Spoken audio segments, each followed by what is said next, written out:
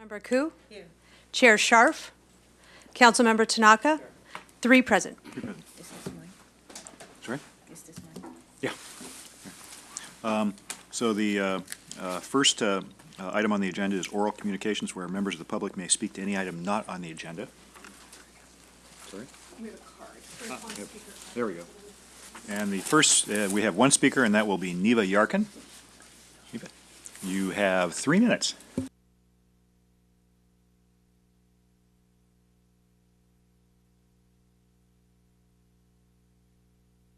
And I live at 133 Churchill Avenue. And my family has owned property in Palo Alto for 60 years. The city needs to be very cautious with how they are spending our money. We have many good projects going on and lots of expenses. Get the city's financial house in order first before we can delve into the massive train project. The trains will cost billions of dollars and will be our most expensive project.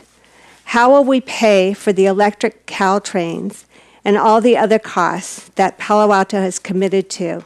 Thank you for your time. Thank you. So with that, we will move to take up item 3 on the agenda, which will now be item number 1. And City Manager, you have the floor. Thank you. Thank you, Mr. Vice Mayor, members of the committee. We have Dave Metz with us today to give you a brief presentation from FM3 Research on Palo Alto voter views on infrastructure funding. All right, thank you very much, members of the council, members of the public. So I'm Dave Metz. I'm a partner with FM3 Research, and I'm pleased to come back with the results of the survey research that we discussed with you a month or so ago. I apologize in advance. I'm afraid I had a prior commitment to speak to the Mountain View City Council tonight, so I'm going to have to leave in half an hour or so, but my colleague Miranda Everett, who worked on the survey with me and is a senior researcher, is here tonight as well, and she'll be able to stay for the duration. I would like to just walk through some of the key highlights of the survey, some of the findings, and put them in a little context and give you some of our recommendations about what they mean, and then we'll be happy to answer any questions that you all have. You should have copies of the presentation, and it'll appear on the screen for members of the public who are here as well. A little bit about the methodology of the survey to start with. We conducted interviews with ultimately over 1,100 likely November 2018 voters here in Palo Alto. This was, of the various surveys we've conducted for the city over the last decade, this year we made a transition to conducting the survey via 3 modes: landline phones, wireless phones, and also online. And we had a very strong online participation from local voters, which helped us to boost our sample size to a level significantly higher than what we initially anticipated without any additional cost. Allows us to look at some of the detailed findings of the survey among subgroups with a little more confidence. And as we look at the results here, we'll draw some comparisons to prior surveys that we've conducted for the city dating back to 2008 on similar issues relating to infrastructure. You'll see a summary of the key findings here, and without walking through them one by one, I'll note that as has been the case with most cities in the Bay Area over the course of the last year, we've seen the overall public mood become a little bit more pessimistic. An increased number of voters say that they think things are on the wrong track rather than headed in the right direction. There has also been a slightly reduced number of voters who have positive evaluations of the city's management of a range of issues, although still on balance very positive across the board. When it comes to infrastructure finance, we saw solid support in concept for the idea of providing additional dollars to fund infrastructure improvements, and more specifically, a majority of voters told us they'd be willing to pay up to $100 per year in additional taxes to support such projects. The mechanisms that they greet with most enthusiasm are an increase in the transient occupancy tax or a real estate transfer tax. They have more reservations about a sales tax or a parcel tax. I'm going to walk through some of the key findings that lead us to these conclusions, but I hasten to note right off the top, this poll was not designed to provide a full test of the feasibility of a potential infrastructure finance measure. We asked voters how they felt about some of the potential funding mechanisms, the potential household costs, ways the money might be used, and we tested pro and con arguments specific to each funding mechanism. What we did not do was assemble all of those pieces into a base case ballot measure, test draft ballot language, provide arguments for and against, and ask voters what they thought after all of that additional information. And that's obviously what we've done when we've tested prior ballot measure concepts for the city before. So if we get that direction from the council, a follow-up survey could explore some of those items in more detail, although you may decide that you have adequate information here to move forward in the near term. So with that, some of the specific findings. One of the first questions we ask in most of our surveys for public agencies in California is whether local voters think things are headed in the right direction or off on the wrong track. This is a standard polling question that helps us gauge the mood of the community. And you'll see relative to 2 years ago, the proportion who think things are headed in the right direction has shrunk. The proportion who think things are on the wrong track has grown. Conducting dozens of surveys around the Bay Area over the course of the last year, I think virtually every single community we have polled in, we have seen this exact same dynamic. In large cities, in San Francisco, in Oakland, in San Jose, we've seen similar drop-offs over the same period of time. Also in smaller communities close to Palo Alto's size, in the North Bay, in the East Bay, and in the South Bay as well. What we have seen driving it is increasing concern about the issues of housing costs, the cost of living more broadly, and traffic congestion. Those are the issues that are at the top of voters' minds. It's certainly the case here in Palo Alto, and their concerns about those items are tending them to lead them to have a little less positive mood than had been the case in prior years. That also affects their rating of the city's overall performance in providing services. As you'll see here, 60% of voters currently rate the city's performance in this regard as either excellent or good, 37% as only fair or poor. That's a ratio of almost 2 to 1. It is somewhat lower than what we have seen in prior years, but still solidly positive. We also asked the respondents to indicate whether they approved or disapproved of the city's work in maintaining infrastructure, managing its budget and finances, and efficiently utilizing local tax dollars. The ratings for infrastructure maintenance are high. They're more than 2 to 1 positive, 64 to 31. On financial issues, the ratings are more mixed, but I should note that's always the case. It's very rare that we find people expressing deep enthusiasm for local government's financial management, and we do still have significantly more positive sentiment here than negative. Over time, these ratings have eroded, and again, very comparable to what we've seen in a lot of other cities around the Bay Area. They remain positive, although as some of this voter anxiety has grown, we have seen the numbers go down a little bit relative to where they were in prior years. Now, on the issue of infrastructure, which was a central focus of the financial questions we asked about in this survey, we repeated a question that we first asked in 2013, where we asked respondents to evaluate the need for additional funding to maintain and improve infrastructure broadly. You'll see here we had almost half in 2013 who saw a great or some need, and those numbers essentially have not changed over time. They're basically the same today. We also tested with another half of our sample a slight variation in the wording of this question, and we called out some specific kinds of infrastructure: public parks, streets, sidewalks, and vital facilities like police and fire station. And here we did see a bit of a decline since 2013 in the perceived need for additional funding. Went down from 54% then to 42% now. And this may well have to do with some awareness of investments that the city has been making over the course of the last couple of years. So all of that provides context to current voter priorities when it comes to infrastructure funding. So we offered the respondents an introduction where we told them that the city has between $75 and $150 million in remaining improvements that are needed for the city's public infrastructure. And then we asked them to rate the importance of investments in a variety of specific areas. All the items on this first slide are ones that majorities indicated were at least very important for additional investment. Those are the dark green and light green bars on the left-hand side. You can add to that the pink bars, which include those who say that these investments are somewhat important. And that gives you a sense of voters who, even if it isn't in a very strongly urgent feeling, still think that there's a need for investment in each of these areas. And at the top of the list are things related to public safety. A modern and stable 911 emergency communications network is at the top of the list. And then a range of issues relating to streets, roads, and transportation. maintaining city streets and roads, fixing potholes and paving streets, safe routes for bicyclists and pedestrians. A little bit further down the list, you'll also see improving safety at Caltrain crossings, adequate parking, and making busy intersections safer. As we move down the list, you'll see the level of intensity starts to drop off, although majorities continue to indicate that each of these items are at least somewhat important. With the exception of a couple items at the bottom of the slide, upgrading Bixby Park and restoring the Roth Building, and it's not uncommon that when we talk about very specific locations like that, if voters aren't familiar with them, they often rate them as being somewhat lower priorities.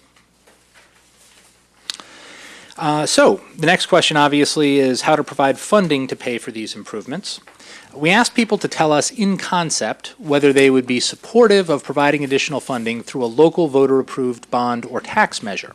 So we didn't specify exactly what the mechanism would be or what the rate would be, but just wanted to understand, in general, are they supportive of paying additional taxes for these purposes?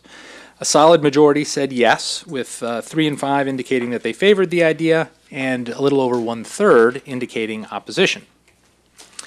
The next couple slides highlight some of the demographic differences among subgroups of the Palo Alto electorate and how they reacted to this concept of an infrastructure finance measure.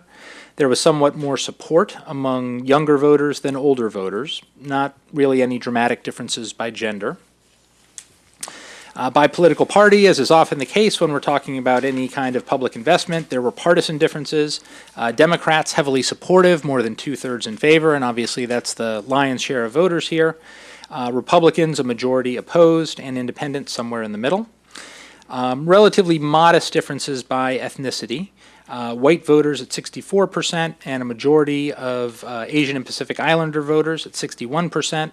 All voters of color together, 51% support. By income, no major differences. And then there's a difference between homeowners and renters, which is not uncommon. Renters about 10 points more supportive than homeowners. That often comes because of a correlation with age. Renters tend to be younger on average, also tend to be a little bit more likely to be on the left side of the political spectrum, both of which incline them to be more supportive. Now, of course, the bottom line question here is whatever the amount or the mechanism or the purposes to which a measure would be dedicated, how much are voters willing to pay out of their own pockets in order to support infrastructure improvements? And so we asked about their willingness to pay 4 different amounts, either $50, $100, $200, or $250 per year. And as you'll see, we have solid majorities that are willing to pay as much as $100 per year in order to support infrastructure improvements. We have 61% overall, and notably 36% say they would be very willing at that amount to pay it, significantly more than the 24% who would be very unwilling. Once we get up to $200 or more, however, the numbers do drop off, and we have majorities who indicate opposition. So what are some of the potential funding mechanisms that might be available to raise dollars to support infrastructure funding? We tested 4 different potential funding mechanisms and asked the voters whether they would be inclined to support or oppose each one.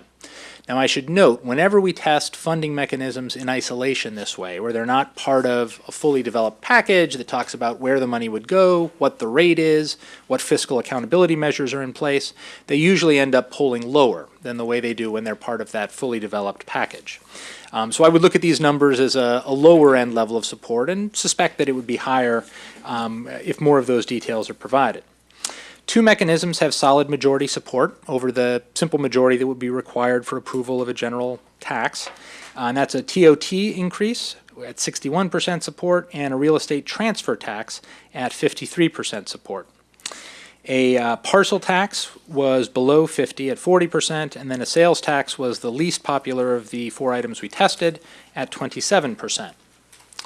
We then went through a series of pro and con arguments on each finance mechanism. And I should note, these arguments are specific to the nature of the mechanism itself and why it might be considered a good idea or a bad idea. These are not messages that talk about the importance of infrastructure investments or the benefits that those investments would provide to the public, which obviously would be part of a fuller program of public education on a measure if the city chooses to move forward. On the sales tax, we emphasized pros and cons. On the pro side, that it allows visitors to contribute to the costs of maintaining infrastructure in the city, but then highlighted that a sales tax is potentially regressive and noted the current rate. Ultimately, that pro and con had relatively little impact on support. It basically stayed where it started. We also tested a pro and con on the transient occupancy tax, again highlighting that visitors, or it's a way of ensuring that visitors are contributing to the cost of infrastructure finance, but then arguing that the potential downside is a disincentive for tourists to stay in Palo Alto and potentially raising costs for people who are visiting the city.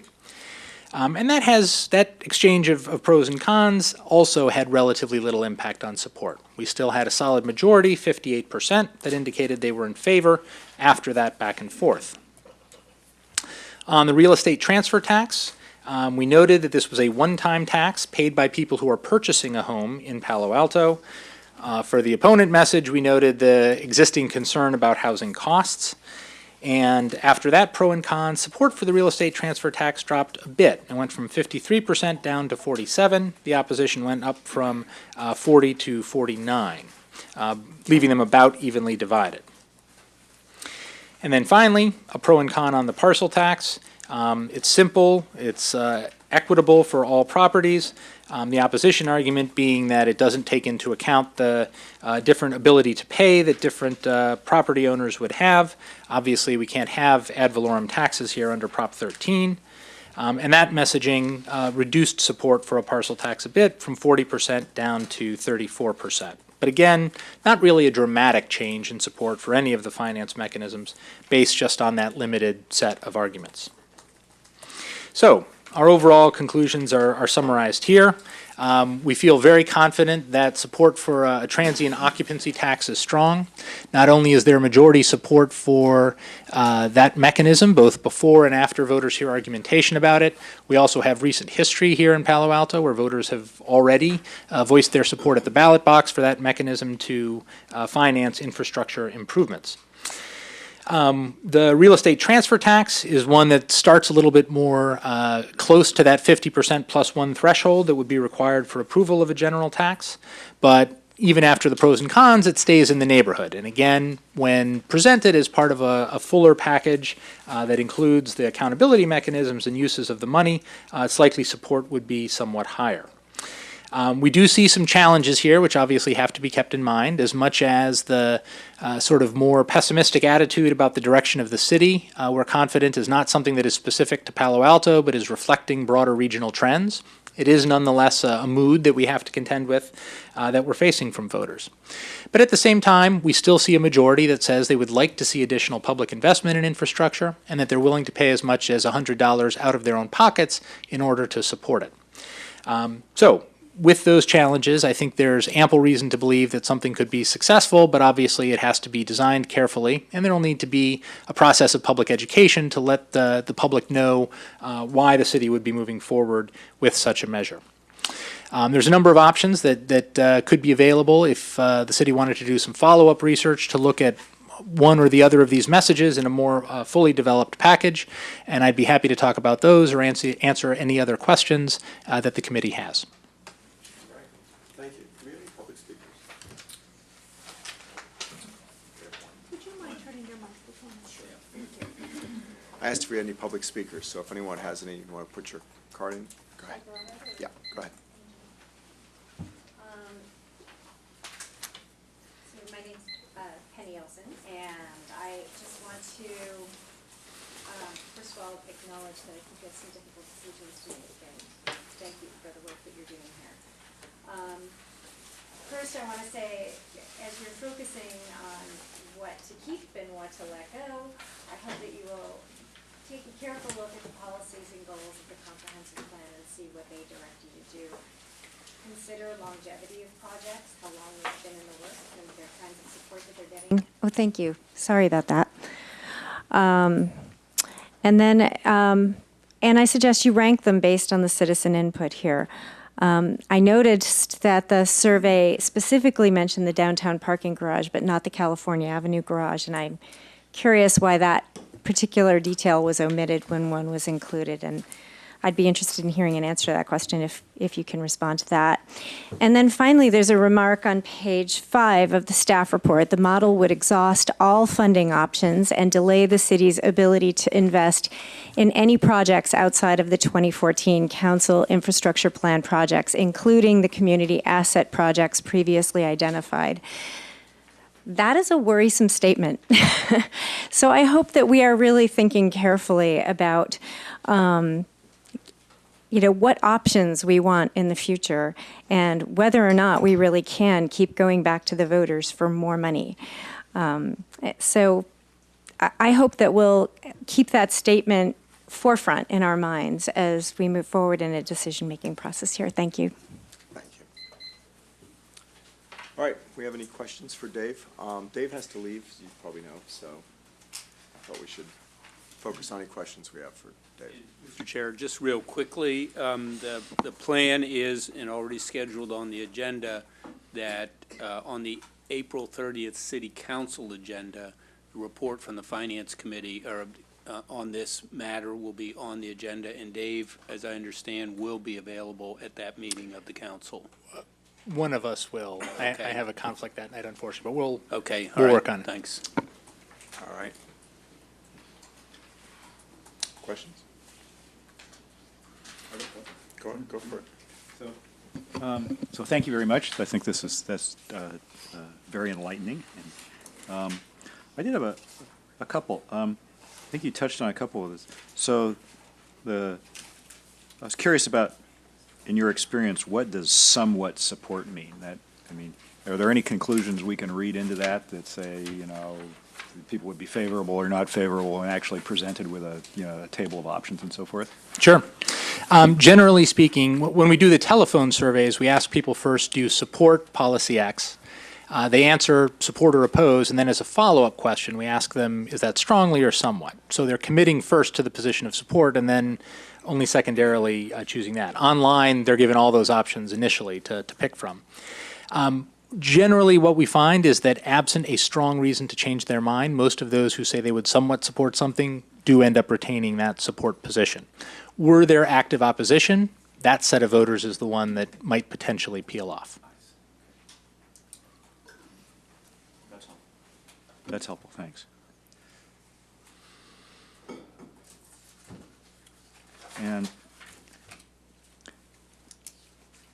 so I assume the answer to this one is no, it's too complicated, but I think of the primary argument in favor of the sales tax as being this issue of the state cap on it and the fact that there's a 0.25% left in it, and at some level it's preemptive, right? Because sooner or later the county's going to take it and give it to San Jose, so we might as well do it now and keep it in Palo Alto.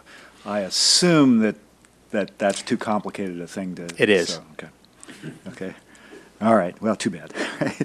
And then let me ask this: on the prioritization of things, how do I unpack, or how do we unpack? Maintaining streets and roads is more important than going and upgrading Bixby Park, okay, which recently had a lot of upgrades and is gorgeous, right?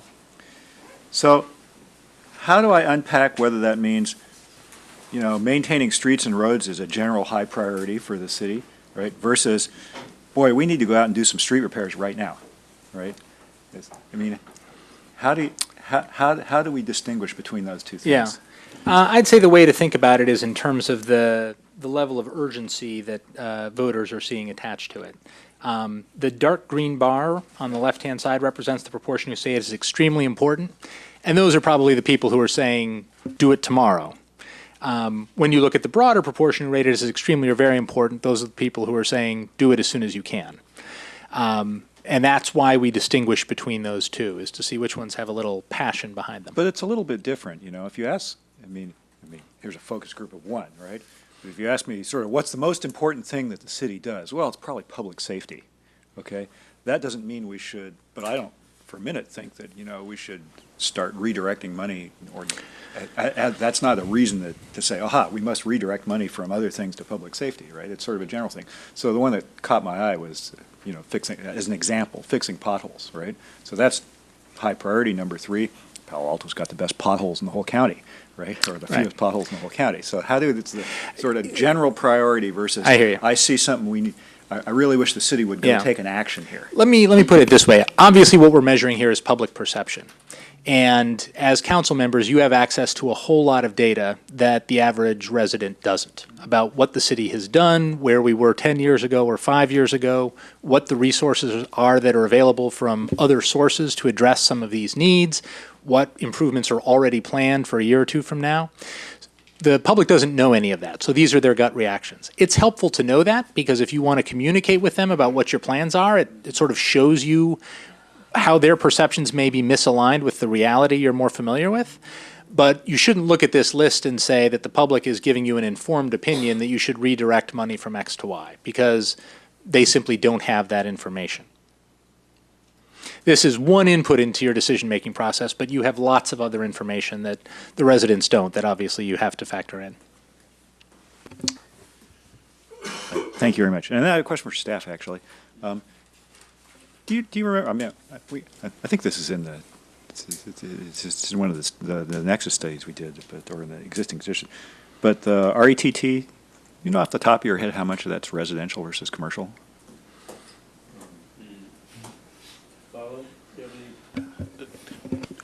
No, let me see if I can pull something up. While he's looking, Okay. Thanks very much. That was mine. do you have any questions for Dave? Not specific, Dave, I have some comments on this, though. Okay, well, do you have any questions for Dave specifically? Because Your slide number 7, that's a very significant drop from 2013 to 2018. And with the 2016 being pretty much similar to 2013. So when we go to slide 8 and all the other, and the other one on 9, the numbers for 2016, do you remember how it was? Was it the same as what was on slide number 7? Most of the other questions we didn't ask in 2016. Oh, I see. Yeah, so I all see. the ones where we have points of comparison, we've shown those to you, but I believe most of the others are new questions that we asked this time. Now, the format, is there any influence on which position? So say, for example, 12, slide 12 and 13, the positions of the questions that are asked, does it influence the response? I mean, I remember when I get polled, I would get really frustrated as it goes on. Right. It's like, when are you going to end? How much more projects are you going to throw at me, you know? How much money do you want Right. from me? So do you hear that in the responses, the frustration? We do, which is why we try to keep the surveys as short as we can. This one came in right around 15 minutes, which for a survey on local issues, actually we find we get a good response, and obviously we did. We had more than 1,100 people respond. In terms of the sequence in a question like this, where we're reading people list of projects, because of the dynamic you talk about, we read them in random order. So it's not the same it's order not- for every okay, respondent. okay. Exactly, for exactly that reason. Because there's 18 questions. Yes, now I should note this question was split sampled, which means we only asked half the items of any individual respondent Okay. Yeah. That's good. and read them in random order. I could Yes, only the dynamics you're imagine. talking about are very real, and we try to be mindful of that.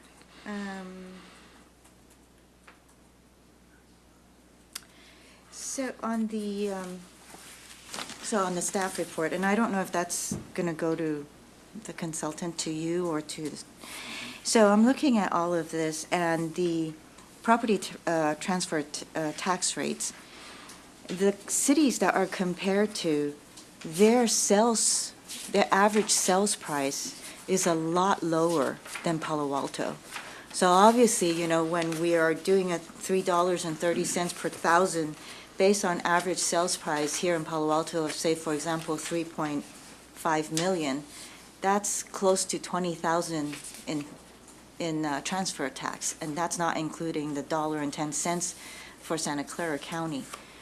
So in terms of, I mean, I guess, you know, knowing that, like you said, you know, knowing the specifics and the general public not knowing that, it's a big amount, whether it's one time or not, you know, so that's going to have a big effect on how much money people are going to be bringing into Palo Alto. Yeah, and in I'll terms of, I'll defer to staff on the financial questions, but those details obviously do matter. And Okay, if so, you but- decided that you wanted to consider putting a measure on the ballot, that's the kind of thing we would explore in a second poll, is to, once you've narrowed down the field of mechanisms and where you'd like the money to go, we try to understand how that additional information might affect public opinion. okay, well, thank you. Some of this is just being driven by the fact that we have Dave just very shortly. So the main purpose of this was to generally really try to assess the community's support for a tax measure related to infrastructure. And you've clearly said that the TOT looks like that's a good option. The transfer tax, maybe, that's what I'm hearing. And I'm assuming what you're saying on everything else that no, and even the ability to potentially move that into positive territory is a challenge. I mean, and we have a short period of time to work through this and for the council to make a decision in time to put something on the ballot for 2018. My professional recommendation based on the numbers is a parcel tax should be off the table. That requires a 2/3 vote. You can't pass it as a general tax. The numbers aren't anywhere close to that. A sales tax, maybe in a best case scenario, you could see it the numbers getting up there. I lack confidence, given how low that it starts, that it would. I think a transient occupancy tax, I'm pretty highly confident that that would pass, again, based on what we see in the poll and the recent experience that the city has had. And then the real estate transfer tax is one that I think is a close call. And that, with a little more explanation, exploring some of the details the council member noted, that one could potentially go either way.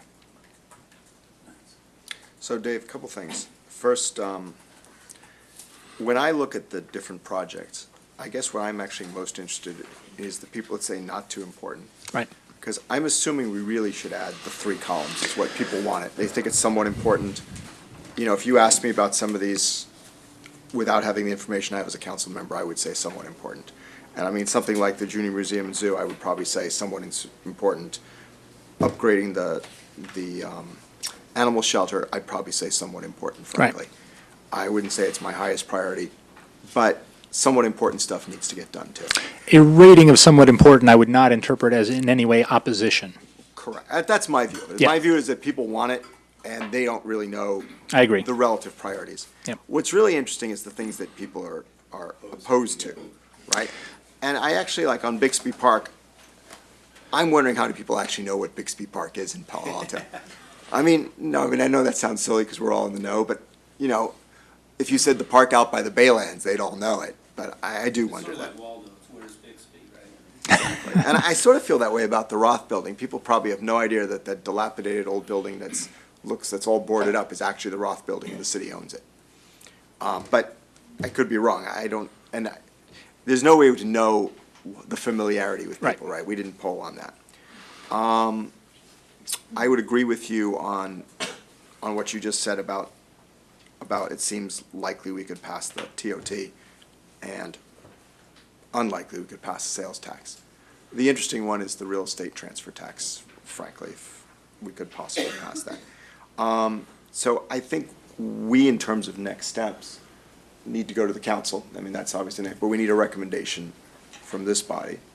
And I guess as part of that recommendation, say we wanted to move forward with the TOT, you would want to do, the recommendation would be something like craft a ballot statement for the TOT and then poll on it based on some pro and some con arguments. Is that, and in that ballot statement, you'd include the projects, correct? That's right, and I apologize, I'm going to have to make this my final comment because I have to get out the door, but yes, I think that's right. We would recommend that. I'm pretty confident that the results will be positive as they have been in past polling on that subject, but I think it is worth exploring a little bit more detail about how people would react to a fully formed measure with a specific rate, with specific purposes that the money would be used, and the arguments that would be associated pro and con with those details. Okay, I appreciate that. I know you need to leave, so we do have someone from your firm. You do. Miranda will step up and take my place, and Chair Scharf, well, Probably will want to have you come back, Dave, after Miranda has spoken. I mean, you never know, you know. if you're this still could- going, just give me a call. I just wanted to get back to you on your question. On the documentary transfer tax breakdown, unfortunately, the county does not provide us that data. So what we would have to do is we have a consultant that could mine the data and get the split, because what we get is the total number of transactions and the dollars amount per month.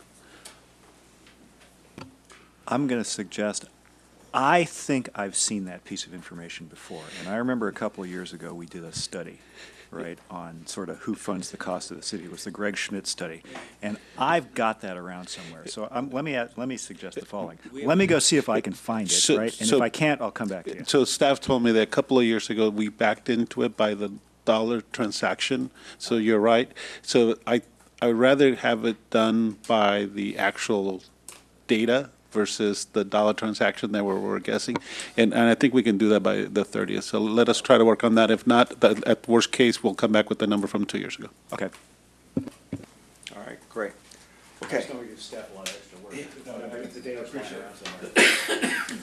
Greg, you had some comments and thoughts? Yeah. So, I found this actually quite interesting. The part that I was really most concerned about was on, I guess, slide 7, and managing the city's budget and finances. So we're going from a slight uptick from 2013 to 2016 down to 47%. And we're going from a positive uptick from 63 to 67% down to 47%. So I understand what the consultant said, but this, to me, seems concerning. You know, as you all here know, I've been really trying to optimize spending in the city. And I think if we go to the trough, to the voters for more money, I think we better have our house in order. I really think that we need to have done all that we can do to optimize spending. That, I mean, I just look at our consent item count, or just our budget approvals for different items, and we rarely put down how much something cost, right? Whether it's a cleaning bill or a golf management or whatever it is, we never actually have a basis of comparison, or rarely have it on there, which is like shopping for a house or putting an offer on a house without bothering to look at what the other what other houses in the area went for, or not shopping around for a car. I mean, it just, we don't.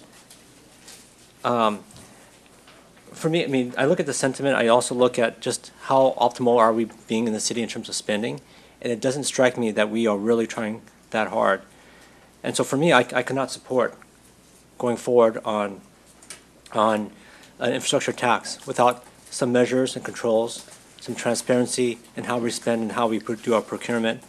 You know, we haven't really prioritized the infrastructure projects. I think that's also really important. I agree with the public speaker that we should just use what's in this survey as a way to rank the projects. I think that's probably a good idea.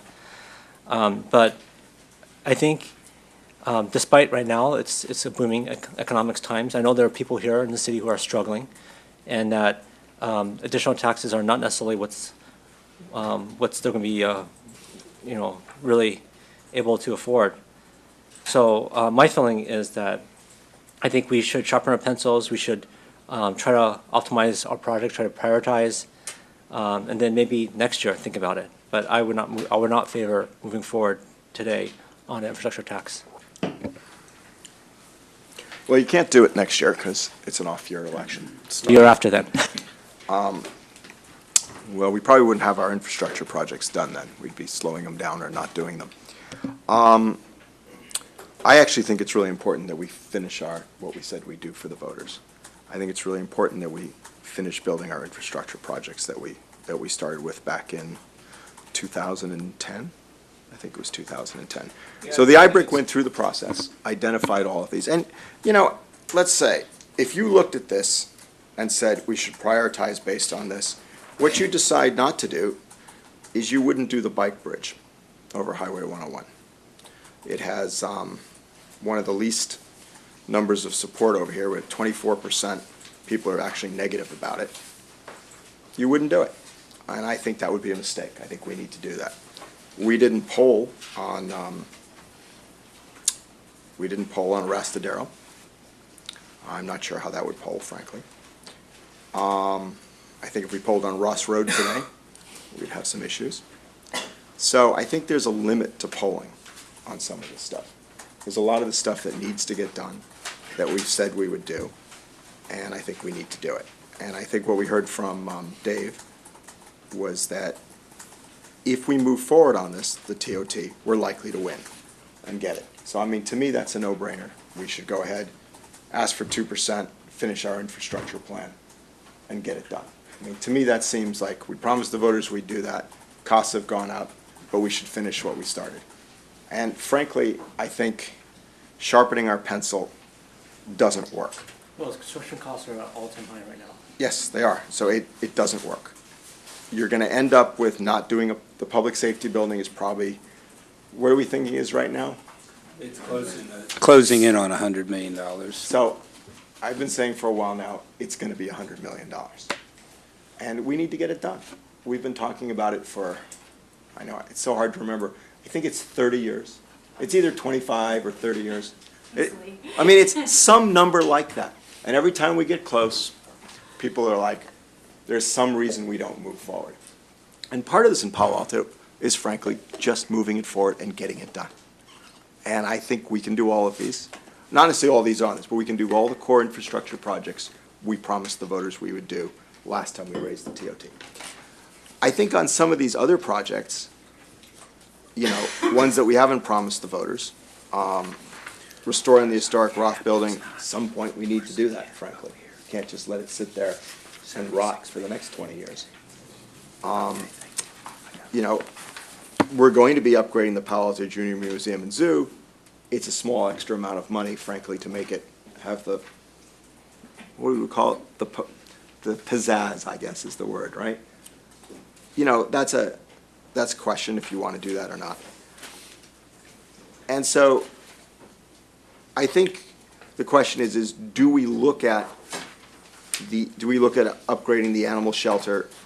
That probably takes a different tax, frankly, a lot of this stuff. So the question is, do you want to do more than just that?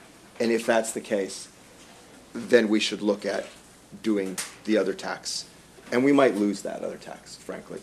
But I think a lot of the stuff that voters want as well, or at least people, there's a lot of core constituencies, I would say, who want a new, a modern animal shelter. And so I think those are really the questions. So I would frankly move that we go ahead and we recommend to council that we raise the TOT 2%, that we go forward to finish the polling on that, craft a ballot measure, test that, and then that we recommend to council that we discuss whether or not we want to move forward with a measure that would buy more parkland, set that aside, do the animal shelter, those other things we talked about when we talked about doing a sales tax. Sure. I agree. There was promises that were made to the general public, you know, with the taxes and so forth. So there's a certain amount of keeping to the promises. At the same time, you know, I'm hoping that we can look at each of the project and see if there's a way to reevaluate it, not take it away completely. For example, you know, I mean, public safety building.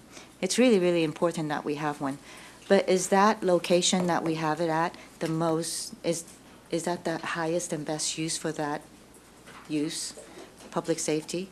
You know, I think that back way when, I don't know which year it was, but the proposal came in with 3 different locations that the city had proposed.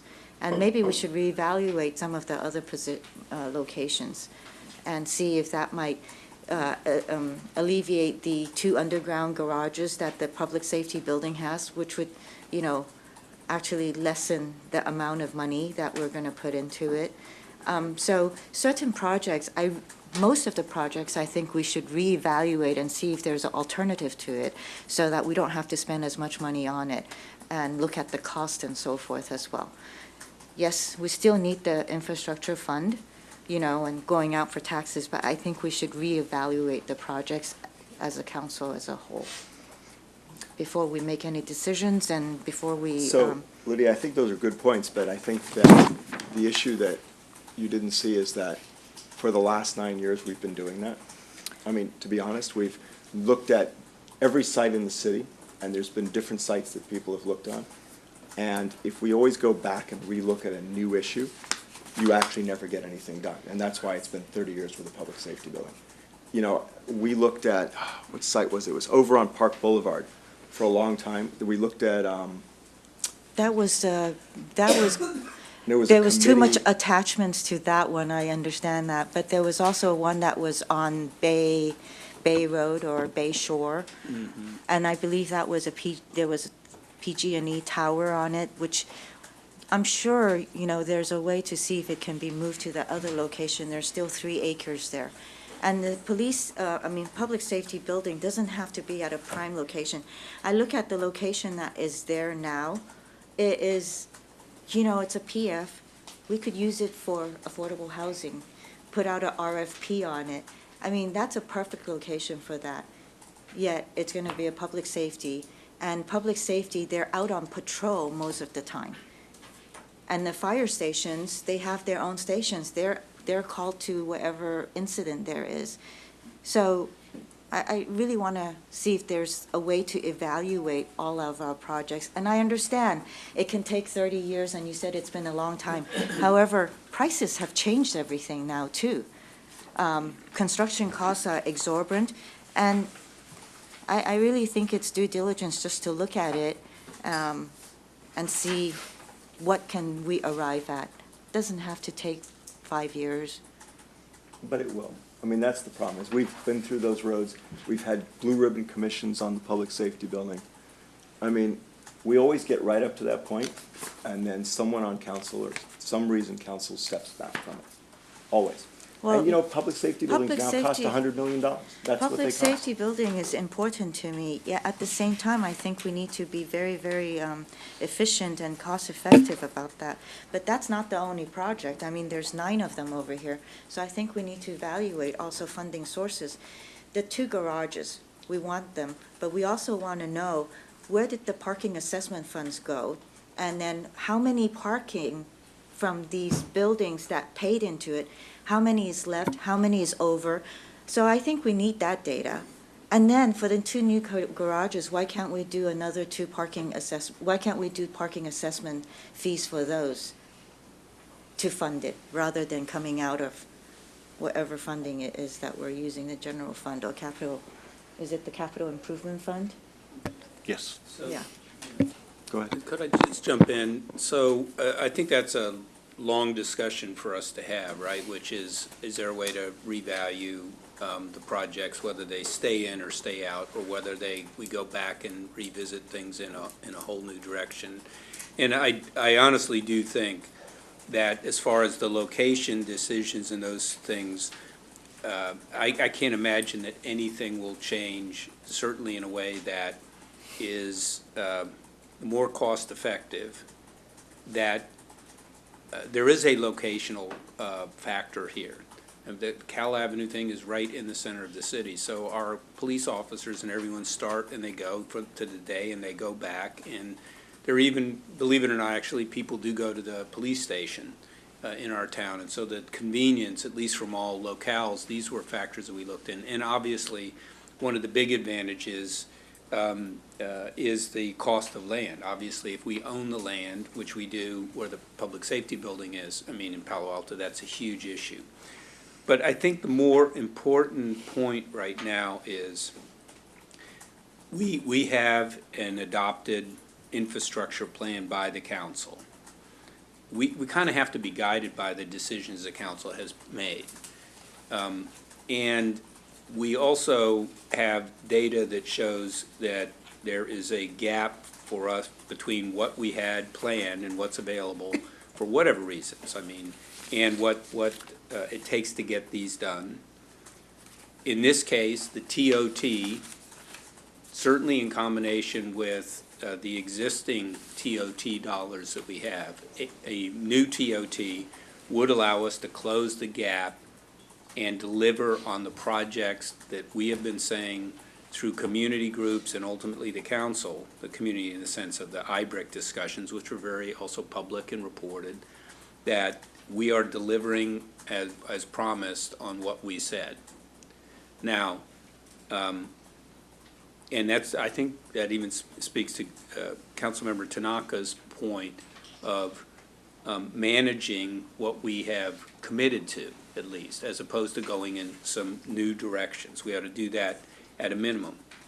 That being said, and we need to make that decision now in order to, by June at the latest, in order to have something on the ballot, for us to be able to do that, start bringing that revenue in and being able to apply it, close the gap.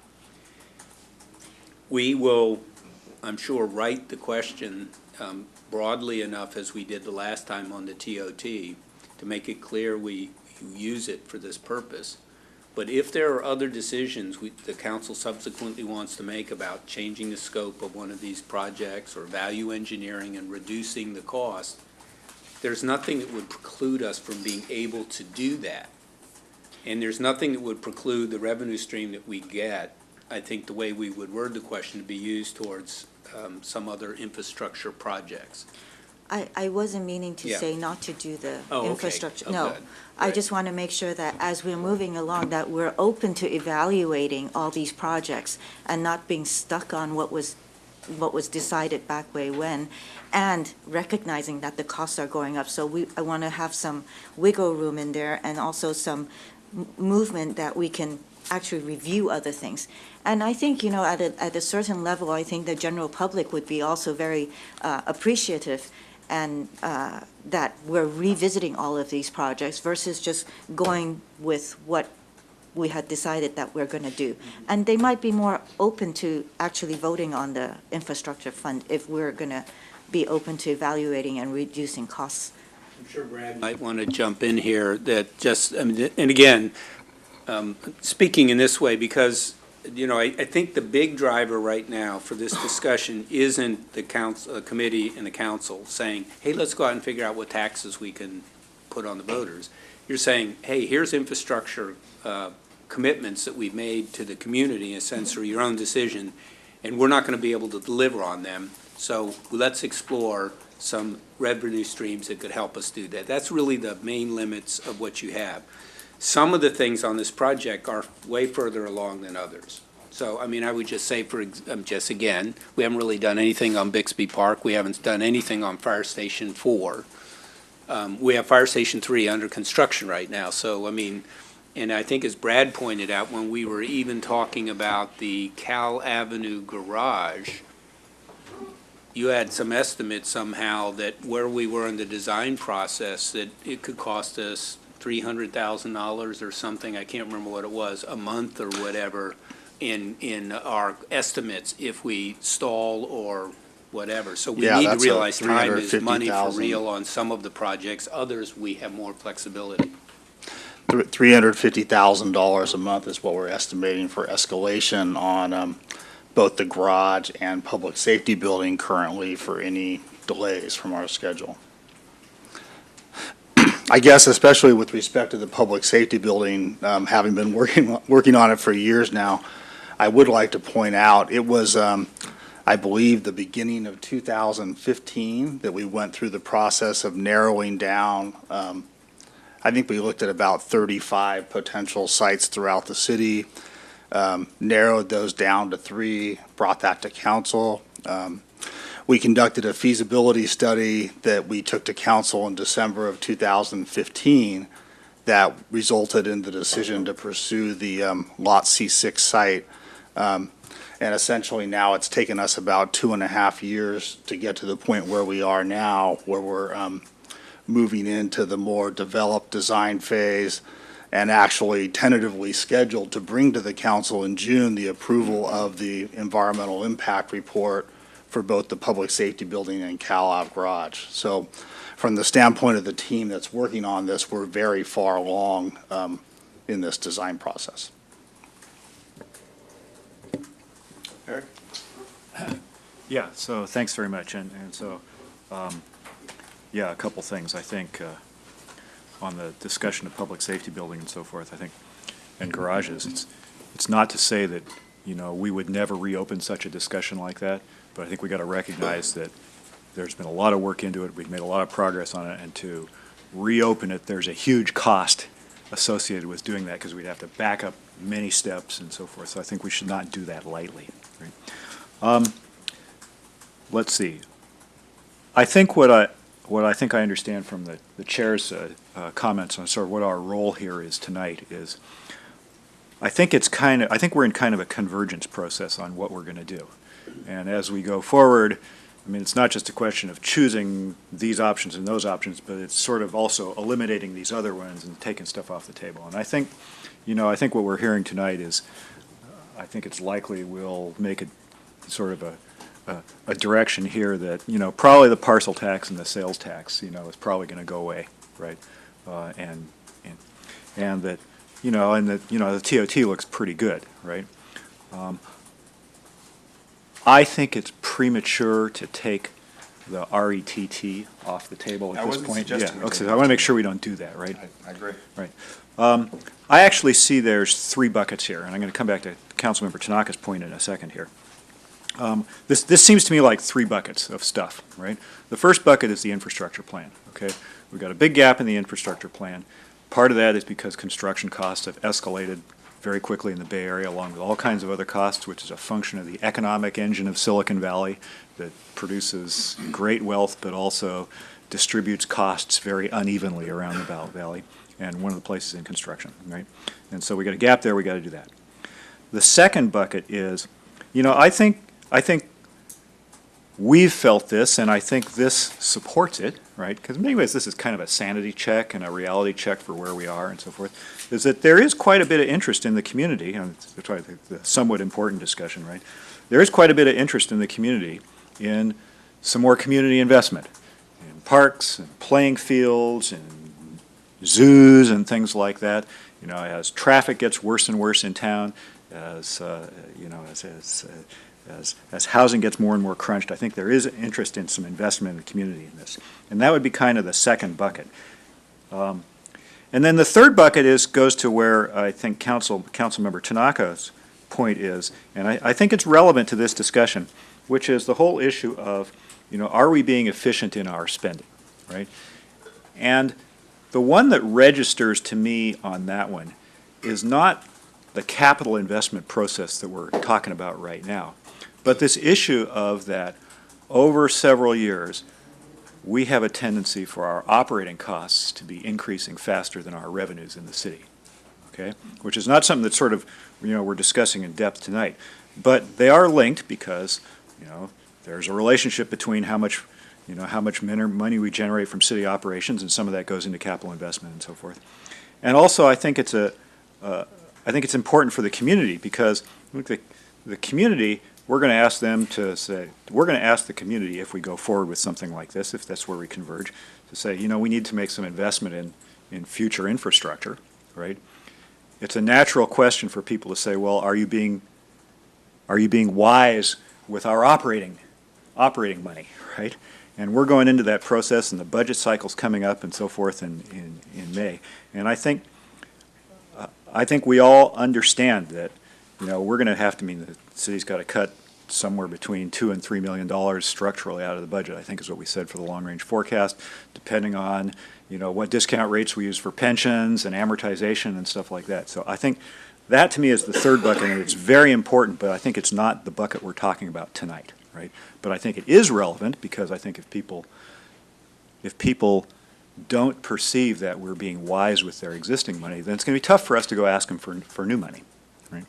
Even though they're sort of slightly different things. So that's my two bits.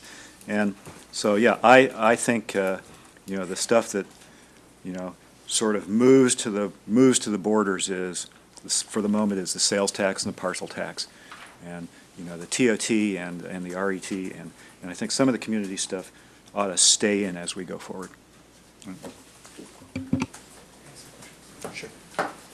Okay, so what is, for our current TOT, how does it rank compared to other TOTs in nearby cities like Menlo Park, Mountain View, and for the proposal, what would that bring our TOT? We have that in there, right? But What page is We're it? one of the, Almost a second we're to the last pretty much page. at the top. It's packet page 126. Okay, so the proposal is to raise it by 2%.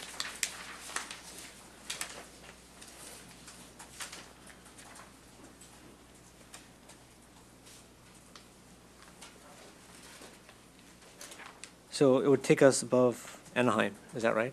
That's correct. So it would be the highest in the state? That's correct. And we don't have an amusement park? We have a zoo. We have a zoo, okay. So what does staff think about that impact? So we're basically gonna be 1 percentage point, 100 basis point higher than Anaheim, which has Disneyland, right? Do you think that might kind of quash some of the hotel business here? We haven't done a study on that. Okay, because I think getting some feedback from the hotels in the city, I think would be really important because it's that's really high. I mean, that's like a new high watermark for the state.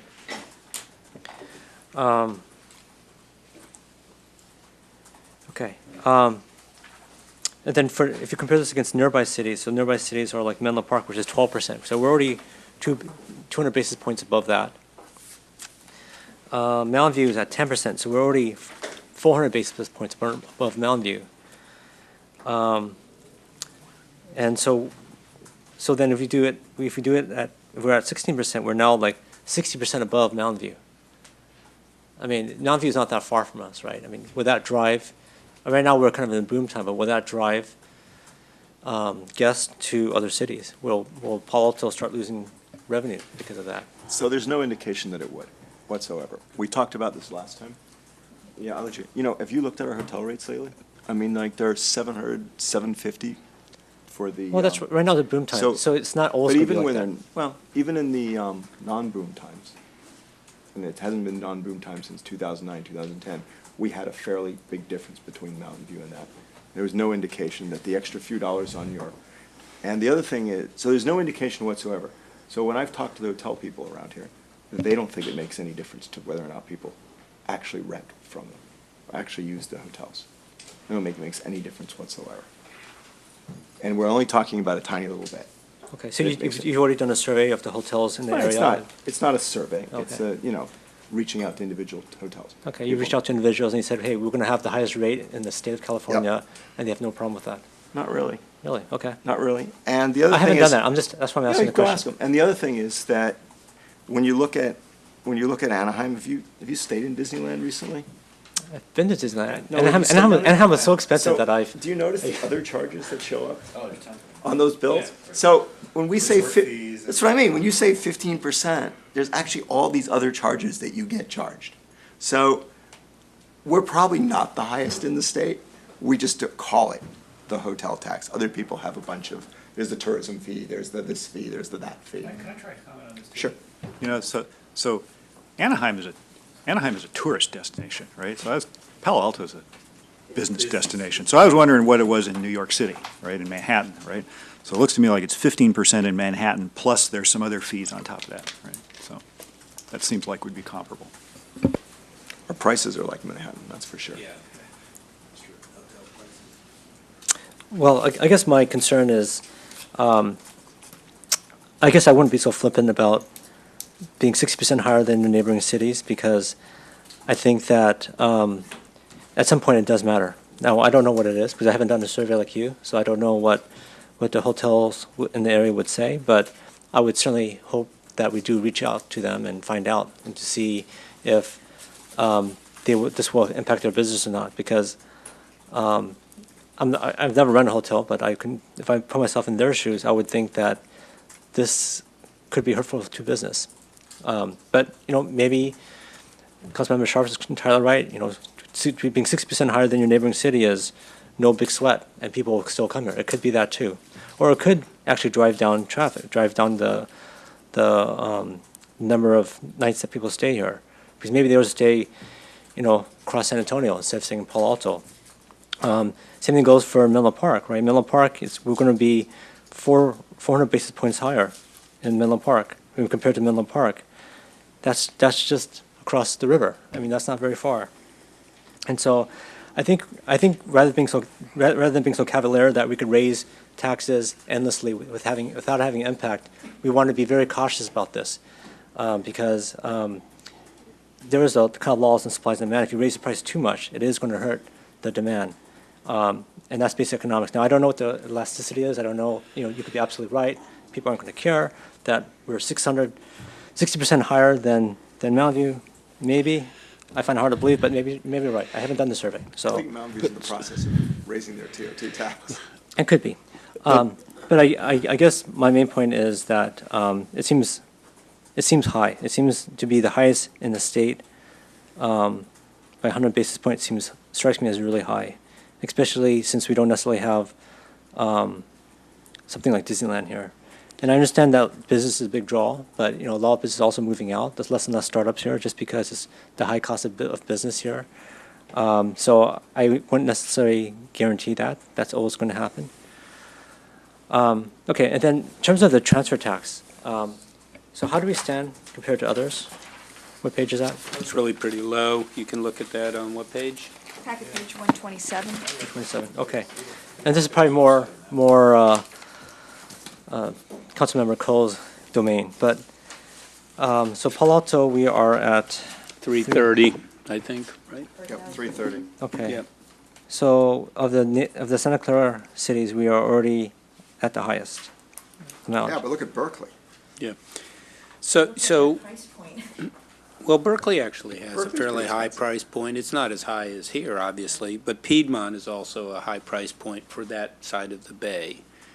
So I would, and maybe you guys can help with this, I don't mean to say that, the same reason that we're asking these questions about what's happening elsewhere, there is a tendency for these rates to cluster geographically for precisely that very reason. Berkeley goes ahead and does an increase. Oakland says, well, we should look at it. Well, what does Berkeley do, and that kind of thing. There is a lot of room, though, between where we are right now and where Berkeley and Piedmont are, right there. So how much are we proposing to raise this then? We haven't made. We a haven't made proposal. that. Well, in order to raise the amount of money that you guys want to raise, how much would it have to be? Well, there's a table on page, excuse me, packet page 89 or page 4 of the report. What page again? Page 4 of the report or packet page 89. 89, okay. There's a table that shows you just the base of what the initiatives could raise.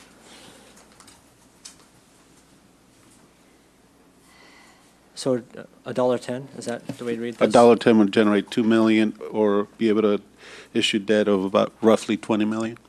So if we want to raise $70 million, then that would be, to be like 330, is that the way to read this? Or I guess, no, 440, is that?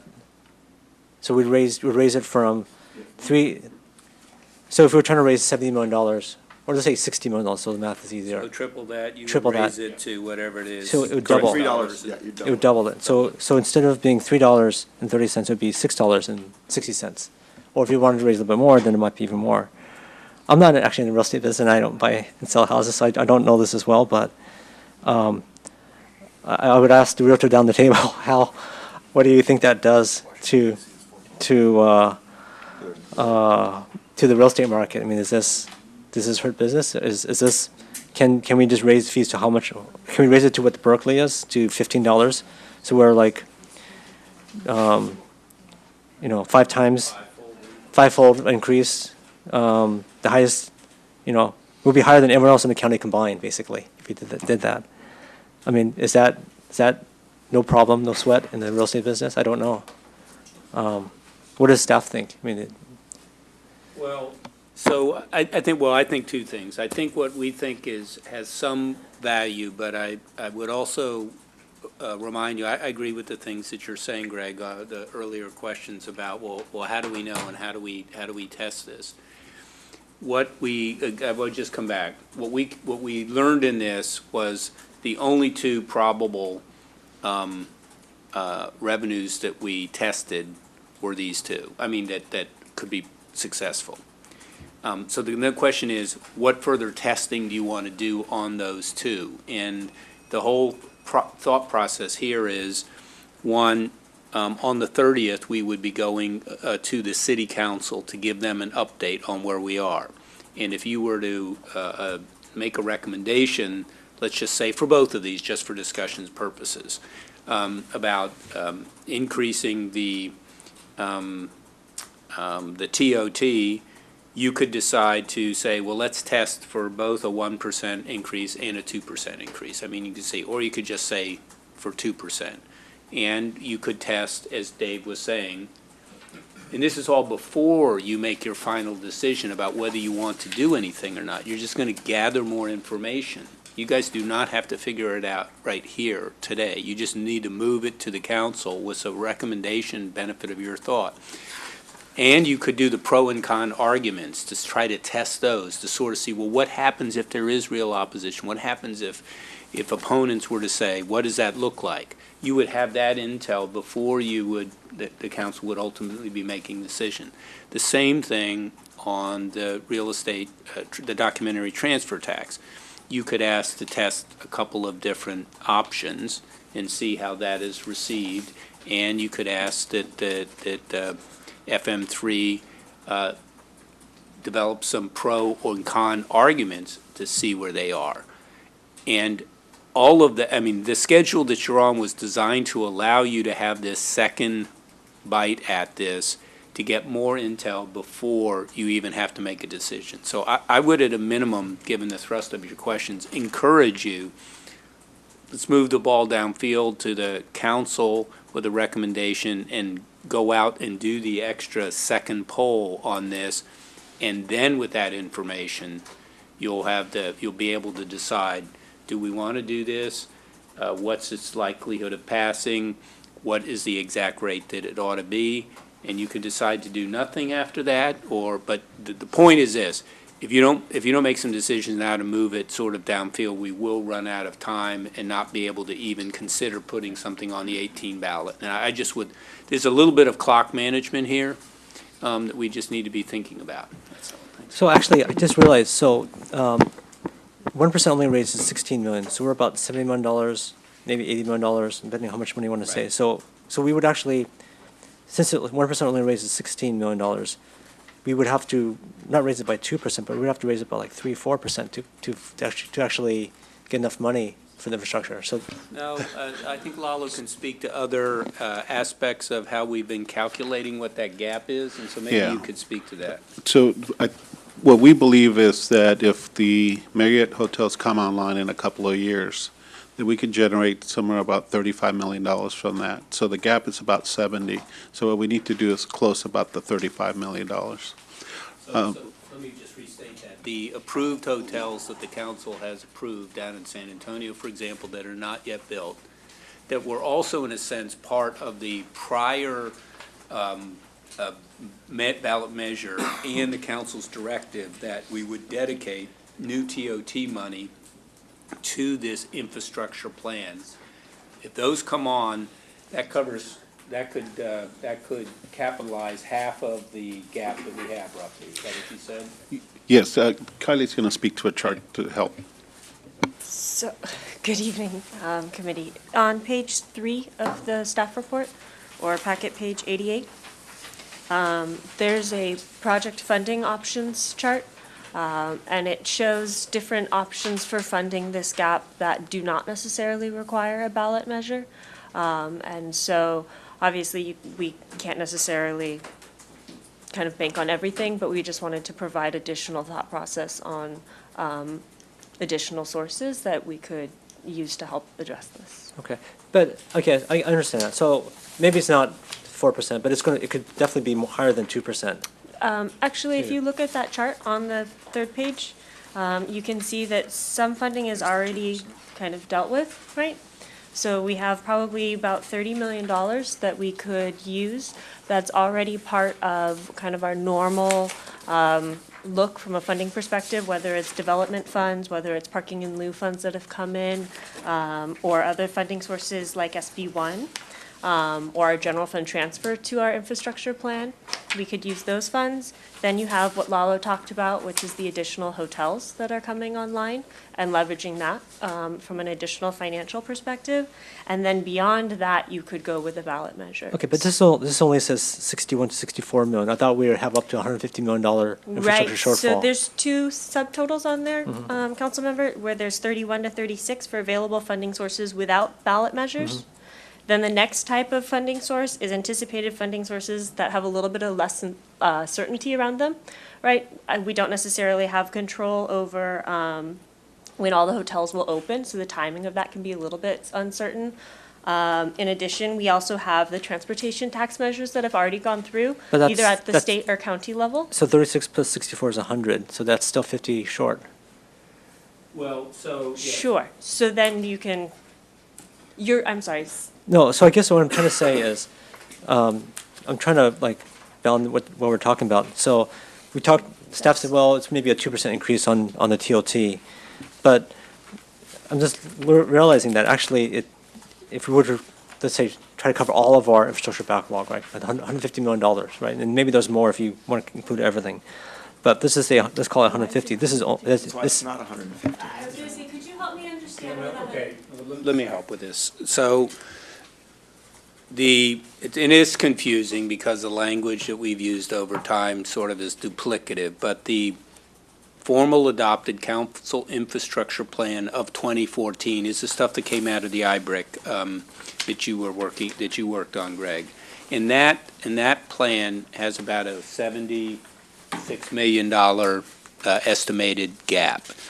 And what we are saying, and I think this is what Greg said in his motion, the first priority should be to be sure that we cover the gap in that adopted plan. Then we have identified other projects that are out there that aren't in that plan. They don't have the policy directive and support. They're not underway, but they are things that we've identified as possibilities. When you put those all in there, and there aren't really gaps there for the most part, they're projects that would need to be funded. If you roll all those things up in there, then we start to approximate to near this $150 million. Well, I'm just referring to slide 11. I don't know if you guys could put it up, but it says $150 million on there. So that's what I was referring to. Understood, and that was from the prior discussion where we looked at the infrastructure plan that Jim just articulated, as well as other community assets. Yeah, I understand that. So what I'm just trying to say, if we really wanted to cover all of this, how much would the tax be? And it could be more than 2%. Yeah, but no one's proposing that we cover all of these with the TOT tax. What we're proposing is that the projects that we have agreed back in 2014, and that we have been moving forward since then, that we went to the voters originally, that we make sure that we finish that with the TOT tax. And that's what we're proposing the TOT tax goes to. That's the bike bridge, the parking garages, the public safety building, Ross Road, not Ross Road, sorry. All the bike plan. All the bike plan and That's maybe what we pedestrian should talk stuff. about. The bike bridge, and Charleston Arastadero and the bike bridge, Fire stations also. and the fire stations. But, you know, That's the original plan, and that's what we're proposing. And then we've talked about doing a separate measure to fund the rest of that stuff if we want to go down that route and fund that. That's where we've been discussing it. okay. Well, I think the other reality is that construction costs, as we all know, has really gone up a lot. We're probably at an all-time high right now. And some of what DIBRIC did in 2014, some of that cost estimates are way out of date, as we all know, right? The costs are much, much higher. And this is also why I kind of question the wisdom of what's the big rush to do, like we've waited for a while already, what's the big rush to do everything right now, all these infrastructure projects, when the construction costs at an all-time high? Wouldn't it be better to get projects shovel-ready, and then when we have a recession, to actually start doing the construction? Doesn't that seem to make more sense versus like trying to do all of the construction right now when the construction is that high? Because you said it's a $350 a month, right? So what if we would wait when there's a deep recession and people are begging for work versus doing it right now when we can't get bids? Well, what we found that was interesting last time, Councilman Tanaka, when we had the Great Recession, we're working with our construction management firm, looking at construction cost indexes and how costs have gone up and down. So what was very interesting is we had the Great Recession, and there was a dip in construction costs, but it wasn't nearly as much as construction costs had risen over the previous years. And then the very next year, those costs started to rise again. So we're not confident that, I mean, we've talked with the committee and council about having seen as much as I think a 57% increase in some of the costs on these key projects. But we're not confident that if we were to try to wait for a recession, that we would see a very significant decline anywhere near that order on the cost of the projects. Has staff sort of reached out to the hotels and to the real estate agents to see how they feel about this? Well, not yet, although there've been informal conversations around town. I think the chambers, been in some conversations and some feedback and that sort of So thing. is the chamber all for this right now? I don't know that the chamber's taken an official position. They haven't contacted us with an official position. However, they are well aware that this is on the agenda tonight, and they have not contacted us with a position of opposition about that. So I think to answer your question would be that most people in town know we've been talking about raising the TOT tax. We have not had serious discussions until today about raising the documentary transfer tax. And so there's probably no real sense in the community or among the realtor community that that's on the table. Whereas with the TOT tax, I think most people realize, who own hotels in the chamber, that that's on the table. Councilmember Tanaka, what we can do and provide you the data for the April 30th, because I'm going to verbalize, but I realize you like to look at it, so we will provide you the data on the average room rate and the occupancy rates that have not significantly declined. If anything, they've gone up. You mean it's gone up during the boom time? Are you saying that during a recession it doesn't drop at all? Going back to when we went from 10% to 12%, from 12 to 14. It's So all during the boom time, the occupancy has gone up. I totally get that, but during a recession, does it will go down. occupancy doesn't drop? It will go down. You're right, Okay. but that's going to be down for everybody. Just to illustrate a point, if the average room rate is $350, we're talking about a $7 increase a night. So we'd have to ask ourselves, if we're coming for business in Palo Alto, are you going to go to Mountain View or Menlo Park and drive for $7? That's what the consumer will do. That's what the business will do. The hotels are not going to be happy about it. They're not going to be in favor for it. We know that. Okay. The last point here is what Councilmember Philsa said, which is, I think he said it quite well, which is,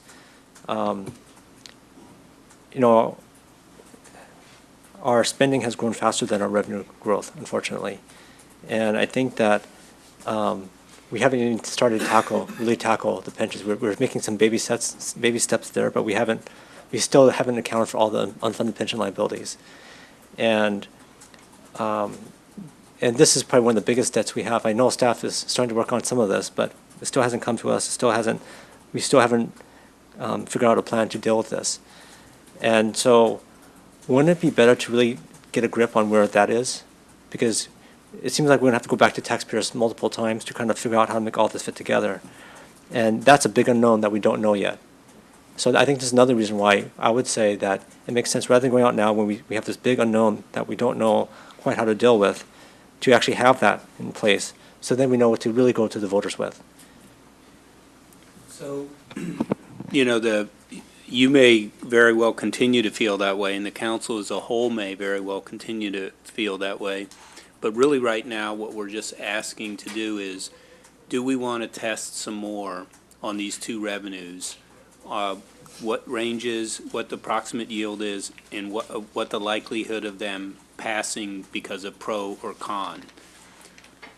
That's what you need to decide now, so that you have the option to put something on the ballot for 2018 if you want. If you don't do that, you will not have that option. If you do that, you can decide in June, forget it. We don't want to do it at this point in time. We want to wait. I really appreciate the issue about the up and down, the business cycles in our society. That also being said, I would have no idea how you would hold me accountable as city manager for managing the hedge fund of the city's assets to try to determine when the moment for the downturn will be and when we should build. I mean, I understand it, but I don't know who is delivering on needed capital projects to support essential services for the most part in our city. Certainly, most of these things are correlated with really big issues in our city. And I would just say, how would we know if we waited? But we don't have to make that decision today. You can talk about that more in June. I mean, you're going to be talking with the council next week on the 30th. And then we're going to go back out if we do more detail. You'll then see this again, and it'll go to the council again, and then the council will make a decision whether or not they want to put it on the ballot. So that's all you need to worry about right now. Yeah, I think plenty of bites at this. I think that's right. I think Councilmember Tanaka is not wrong, okay? But I don't think that's, that stops us from continuing the convergence process going forward to refine this, and at some point there's going to be further convergence and go, no-go decisions and all that kind of stuff too, right? But I think we're not going to decide all that tonight. Sure. So the Airbnbs, they provide TOT to the city as well? Correct. Same rate? Same rate. Now, you mentioned a specific company. Where we sorry. have not been, well, no, Homestays. no, you're okay. We have not been able to collect from all of the same type of companies yet, as of yet. We're still working on that, but we do have a collection agreement with that specific company. That specific company. Okay. So then there won't be competition, which is what I was going toward. By looking at the average room rate and occupancy, we don't believe that they were impacted as much. I think the fact that Marriott wanted to come in and bring so many other hotels, and there's others in the queue that want you to approve their hotels, it's a area need. It's not just in Palo Alto, it's in other cities. Santa Clara, Silicon Valley, it's a highly desirable travel destination area. And you just can't build enough rooms. Cities up and down the South Bend Peninsula are looking to add rooms. Very good. To Councilmember Tanaka, he's got a great point. If the recession hits, there will be a downturn. And for that reason, we calculated the numbers that we did for you, only using 70% of the proceeds to try to mitigate that factor. Now, is that the right formula? Obviously, we don't know that.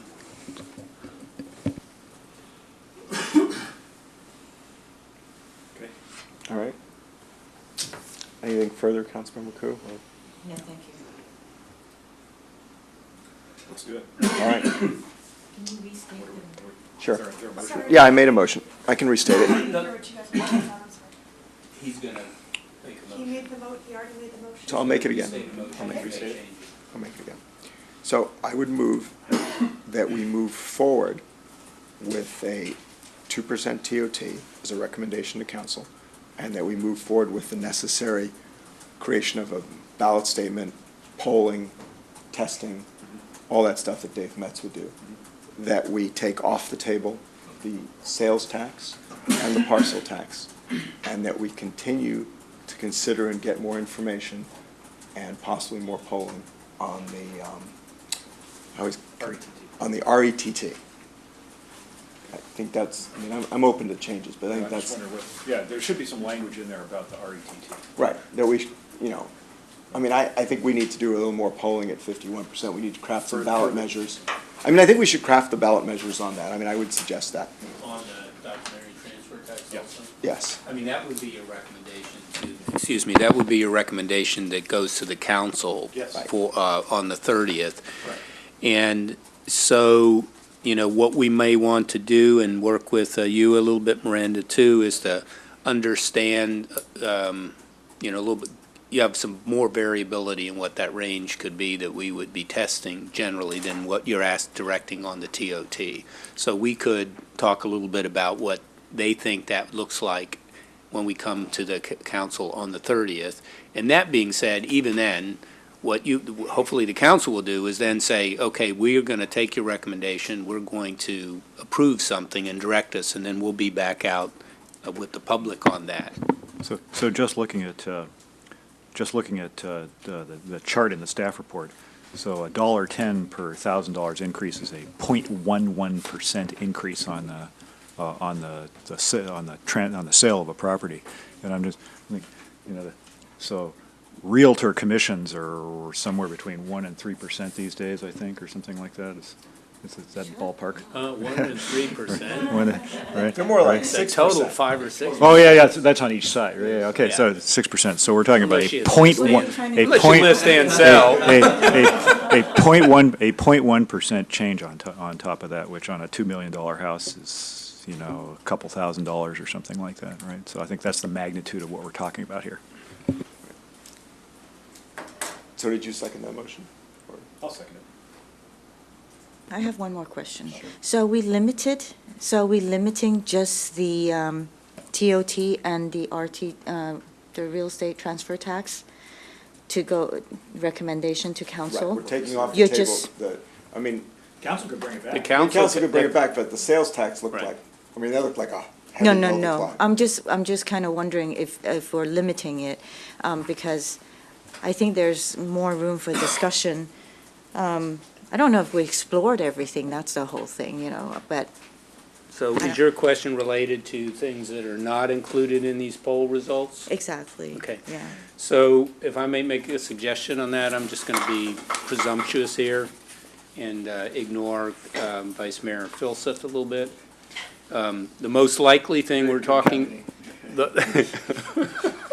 take a number, right? The most, the most likely thing that we have not looked at, right, is some sort of a business license tax or business tax on businesses, an employee business tax, right, in some way. So the question is, why would we do that and for what purpose, right? And that is generally been related in the zeitgeist conversations in our community, that there's a real correlation with the traffic and transportation issues in our city related to businesses in that regard.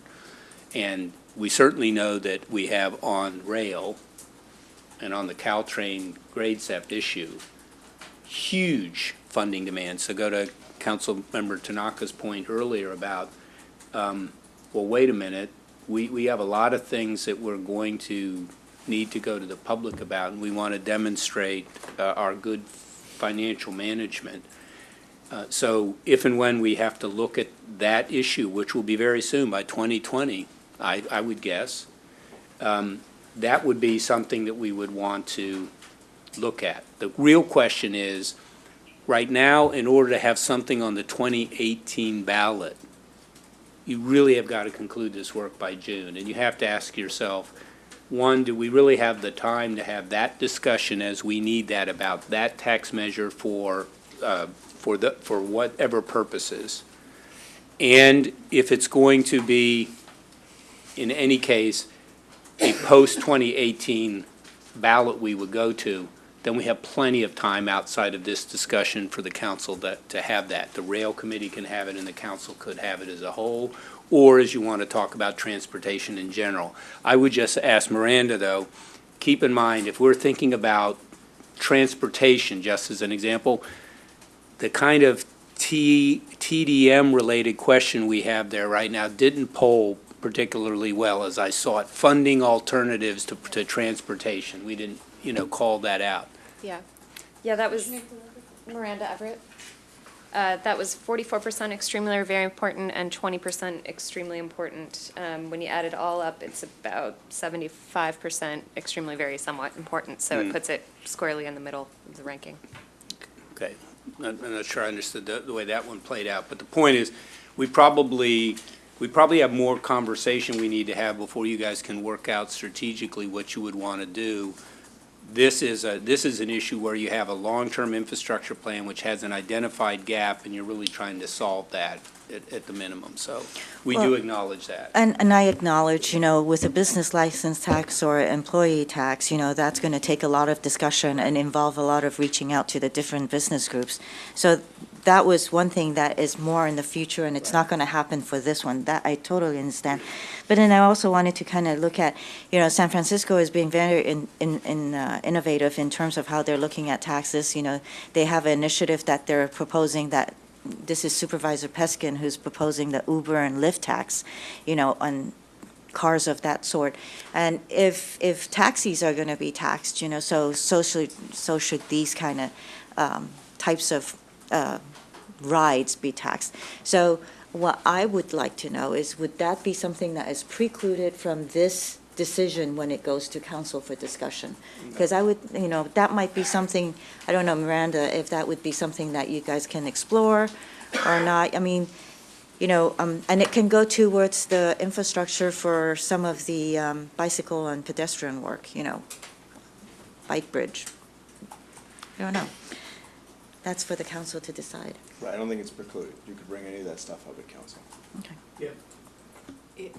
If I may just clarify the schedule.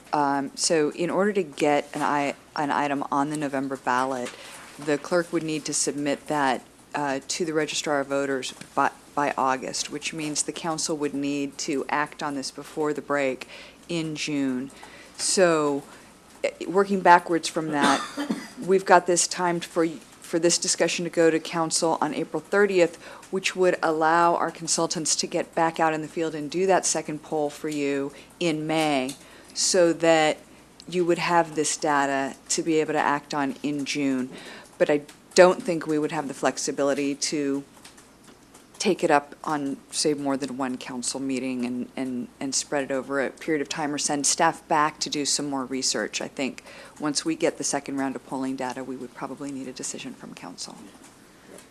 And that's for the 2018 ballot. That is not, time is not going to stop after that. I mean, there's going to be plenty of, there's going to be other years, there's actually going to be better timing. I mean, we haven't even gotten into the discussions with Miranda and Dave on the advantages and disadvantages to different timing, right? Going to an off-year election in 2018 versus a general election where there's a presidential election in 2020. All of those things also factor into what the success or failure rates could be.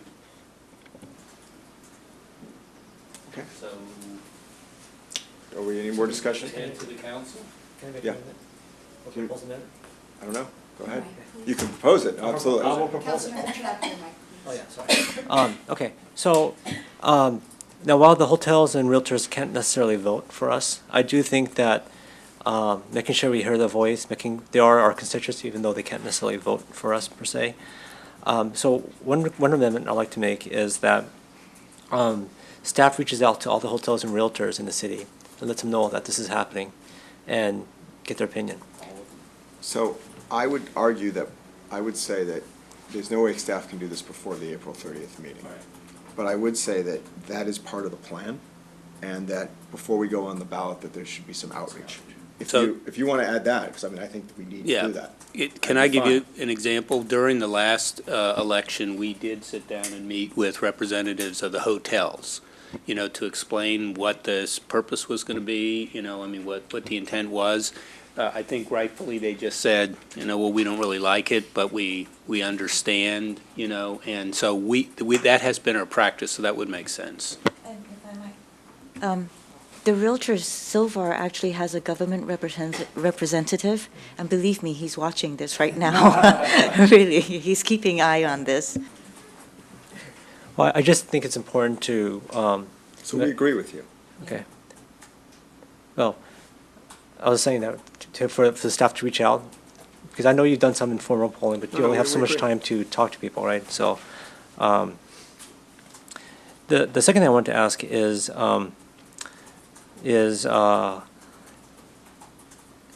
since we're going out for, if this goes past and council approves it, we're going out for another poll.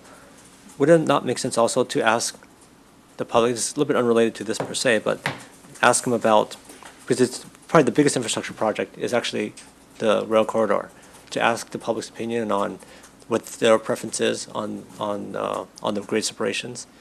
So for instance, keeping it at grade, doing nothing, moving the roads, maybe eminent domain, you know.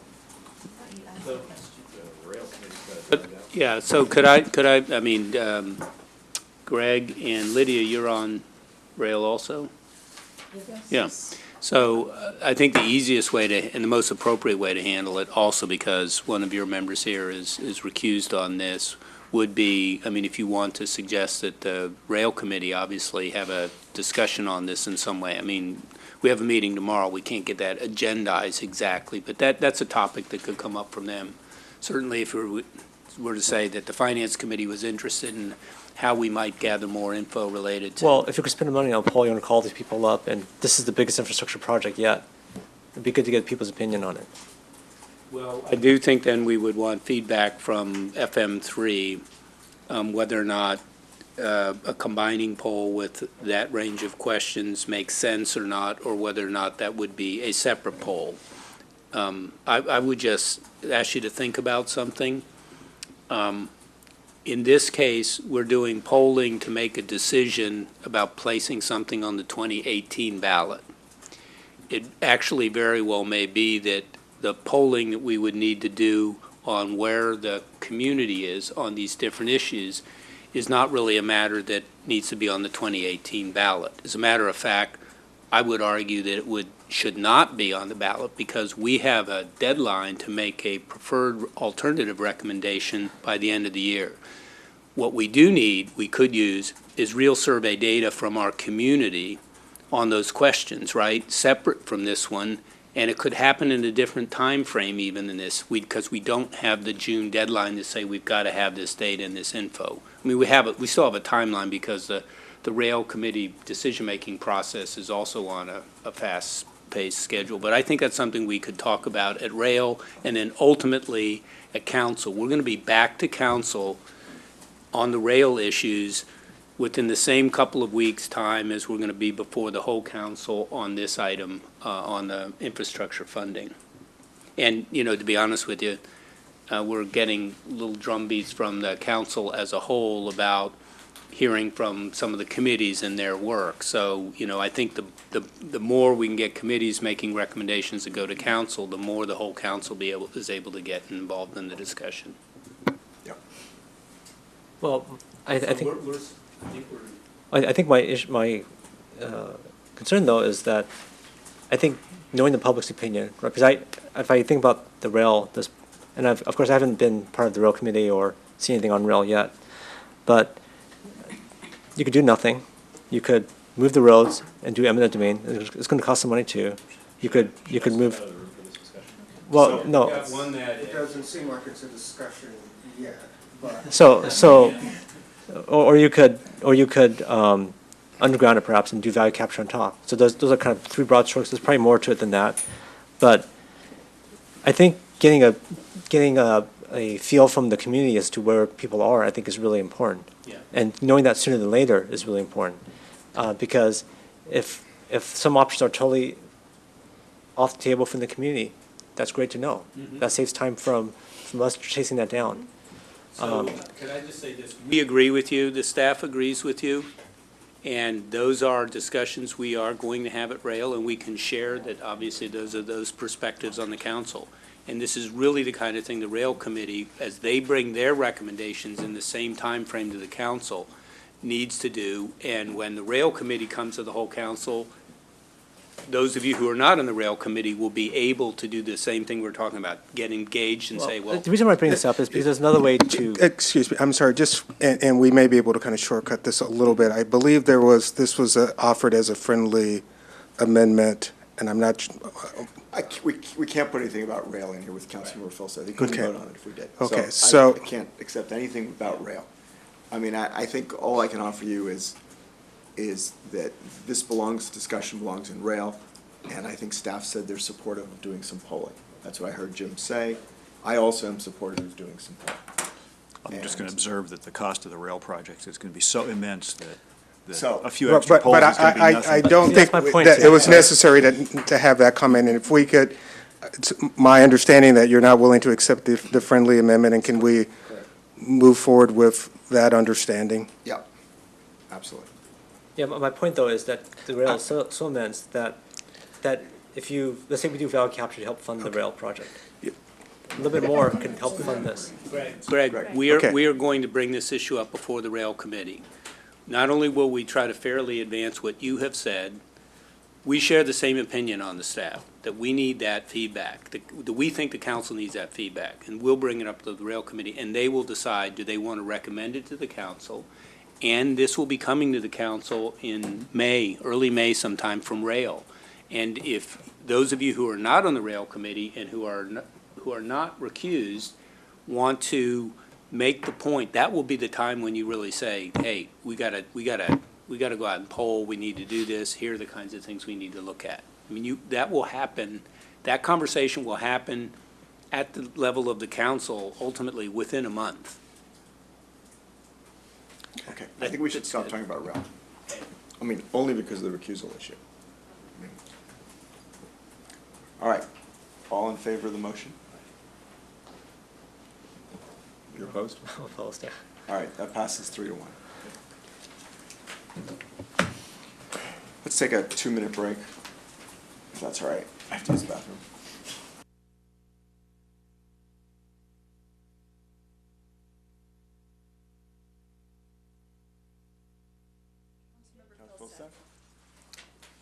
I will second your motion. Can I ask a question? Sure, but wait, let Councilmember Filsath speak to his motion. So I understanding that the ballot measure, so two things, the ballot measure provided for annual cost of living increase capped at 6%. This is well below 6%, right? So that makes sense. And in general, I think, you know, our costs probably go up along with the cost of living, and this will make sure that it's appropriately funded. All right, all I'll say is I agree with that. Councilmember Tanaka, you had some questions. Yeah, so I realize that this is the first increase since last year, at this time, but what was the last increase before that? I believe the last increase before that would have been at the beginning of fiscal year 2017. So it would have been on July 1st, 2016. Okay, and how much was that? I don't remember the exact figure. It was also CPI-based under the previous ballot measure, so I believe it was on the order of 3%. You know, I guess what would be really helpful in these reports would be to know like what the increase was last time, so we could kind of see some sort of trend. Is it possible to look it up and tell me, or you just don't know, or? I don't have it in front of me where I could look up, no. My recollection is it's always whatever the CPI. It's always whatever the CPI is, and for quite some years, it's been about 3%, which I would also add, actually doesn't keep up with our increase in operating costs or capital costs that the measure pays for. Okay, so that's actually my second question, which is, do we need the increase? And if, like, so one thing that's not, also not here, it doesn't show what our cost structure is, right? So what is our, how much did our cost increase since last time? A couple of figures I have available on that. So for the fiscal year 2019 budget that's coming up that the Finance Committee will be reviewing, you'll see that in this fund, salaries and benefit expenses, which total a little over 40% of our total expense budget, are 4.6%. So here we're talking about a 2.9% overall increase to revenues, but a big chunk of that is increasing by 4.6%. The other thing I would note is in the ballot measure, we identified $24 million in capital projects, which are to be implemented on a pay-as-you-go basis over the 15 years of the measure, and kind of similar to what we've been discussing on the infrastructure plan projects. We know that construction cost is increasing also at more than the CPI rate. Okay. So essentially, any increases that we don't have are precluding our ability later to deliver on these 13 priority capital projects. And why is our cost going up faster than CPI? Well, because this CPI measure is actually based on Bay Area salaries. It's not a construction cost index based. And that was based on the recommendation of our Stormwater Blue Ribbon Committee for what should be in the ballot measure. Okay, so if this keeps going, then we will, I guess, keep chipping away at that. Then we have to do another ballot measure in order to make it up. Well, that would be the case if over the entire 15 years, construction costs continue to rise at faster than the CPI index that we're using. Okay, thank you.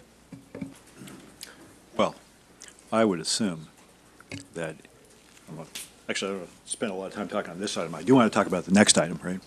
But if you look at a long enough time frame, 50 years or 100 years, right, then the costs of maintaining this ought to generally, over the long run, track inflation, right? And so if we're spending less than that for an extended period of time, then it implies we're going to have to kind of spend more of that in the future, right? It ought to track inflation with the provision that if there's productivity increases and technology improvements and so forth, it could be less than that. And if there's other kinds of things, rapid benefit appreciation and something like that, or over a long period of time. Right, it and could be more than generally, that. But in this fund. and broadly, if we're holding it flat for long periods of time, we're probably underinvesting. And what we generally see is regulatory increases in our permitting for stormwater that cause us to have new, essentially unfunded mandates that we're required to provide. That was part of the case with some of what we needed to add with the ballot measure last year. Lydia? So Brad, I kind of agree with Councilmember Tanaka that it would be really nice to have trend data, from the past. Okay. Please go on. I'm going to bring that up on the next item. Okay. It would be nice just to have a track record of where we were before. And I understand that, a lot of this is also, from the ballot and everything is newer.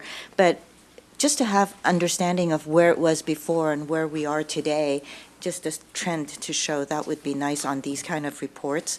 And then also I noticed that this is on the residential side. Is there a different rate for the commercial, or do we even have any? No, there are rates for both residential and commercial. They're not as simple to state as the residential rates, but they'll be increasing by the same percentage. By the same percentage. And can I also add that that when this comes to the council, we can provide that kind of information as well as future years. Is that will that be on consent, or? It'll be part of the budget adoption. Right. Oh. So we can look at the reserves, to see what kind of buffer there is, if the expenses are above. So we can definitely have the tie-in and take a look at it. I can tell you that at one point from the original mail-in ballot measure that was approved, we were not going to make all the projects that we had designated in the ballot. And so it was very concerning because we had made this promise, if you will. So we were in the similar situation as we are now with the 9 projects. But eventually, we were able to find some sources and were able to make it work. I think what is a model of this, and I can tell you that there's been presentations throughout California using our model here that worked, is that we had community involvement in reviewing the projects. We continue to do that throughout the process. It's a storm drain review committee. They'll come to the budget hearing and report to you on their findings, on the status and how things are going. And the fact that it sunsets and it's split and limited are the things that attract to other communities, because there's levels of accountability and limits to the increases. Thanks, Hall. Yeah, actually, I would just add to that, we're actually meeting with that Stormwater Oversight Committee tomorrow afternoon to go over the fiscal year 19 budget proposal for storm drain. And I did find one other number in my reference materials. So when we did the new fee last year, we had been at $13.03 per month for the typical residential bill. It increased to $13.65. So even the increase that we did with the ballot measure was about 4% and kind of roughly in line, more or less, with the CPI-based increases that we've been seeing year to year. Yeah, that's really helpful, and, you know, all I'm asking is that, you know, because we are the finance committee, so it would just seem kind of normal for us to have the historic data, but thank you so much. To add to that, when I went to 1365, there was a review done from 2005 to, this was in 2017 of February, the rate increase was 2.3 on average.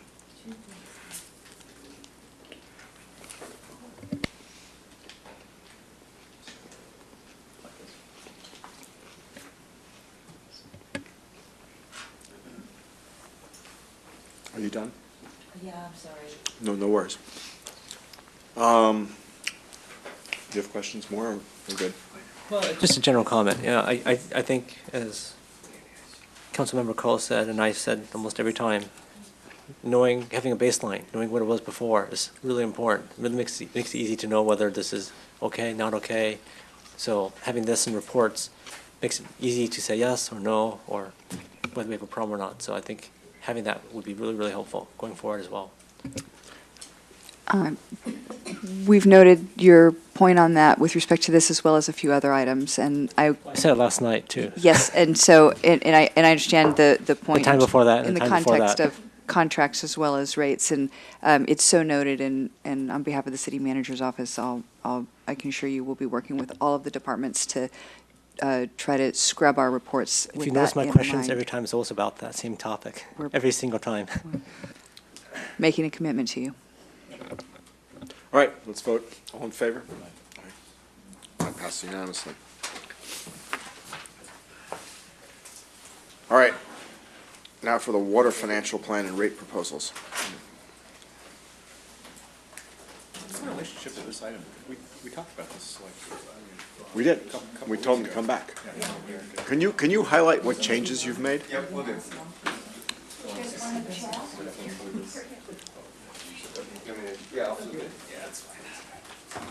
All right. Well, and in fact, should we wait? Give her a minute. All right, we got a prop, so maybe we'll use the time for good measure. This is actually a real section of water main that is cool. what is currently being replaced in Looks fine to me. Why are parts you of our city. Exactly. If you don't remember, just don't keep in mind the potable water that passes through it. This is was installed pre-World War II, and again is of the vintage that we're currently replacing around the city. So that's pre-World War II? Yeah. Wow. Yeah, while you eat your sandwich. Not so much.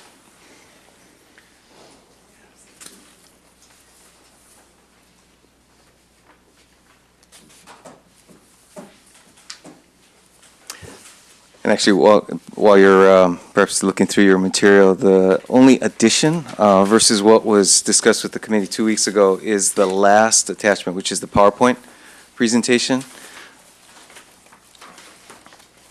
I don't have the packet page numbers, but it follows attachment 70. D.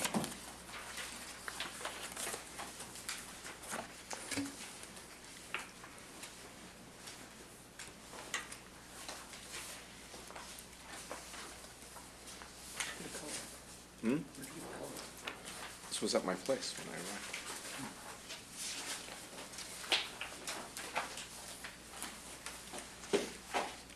Huh, do you only have black and white, or? That's black and white. What is it? What That's else? odd. Yeah. Let me see if we've got any more. Is it this one? Black and white one? He's just complaining I got color and he didn't. Oh, I got black and white too. But to be honest, I'm okay with this because it saves money. So. Sorry, we'll have the color on the screen.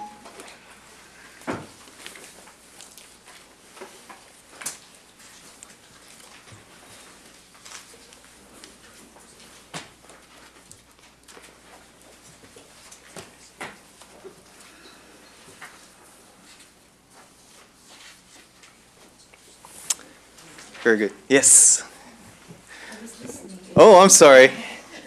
So just to, again, give you a little orientation, is packet page 70, did you say, that the PowerPoint presentation is attached at the tail end? We just had the material from the prior committee discussion of the water utility financial plan.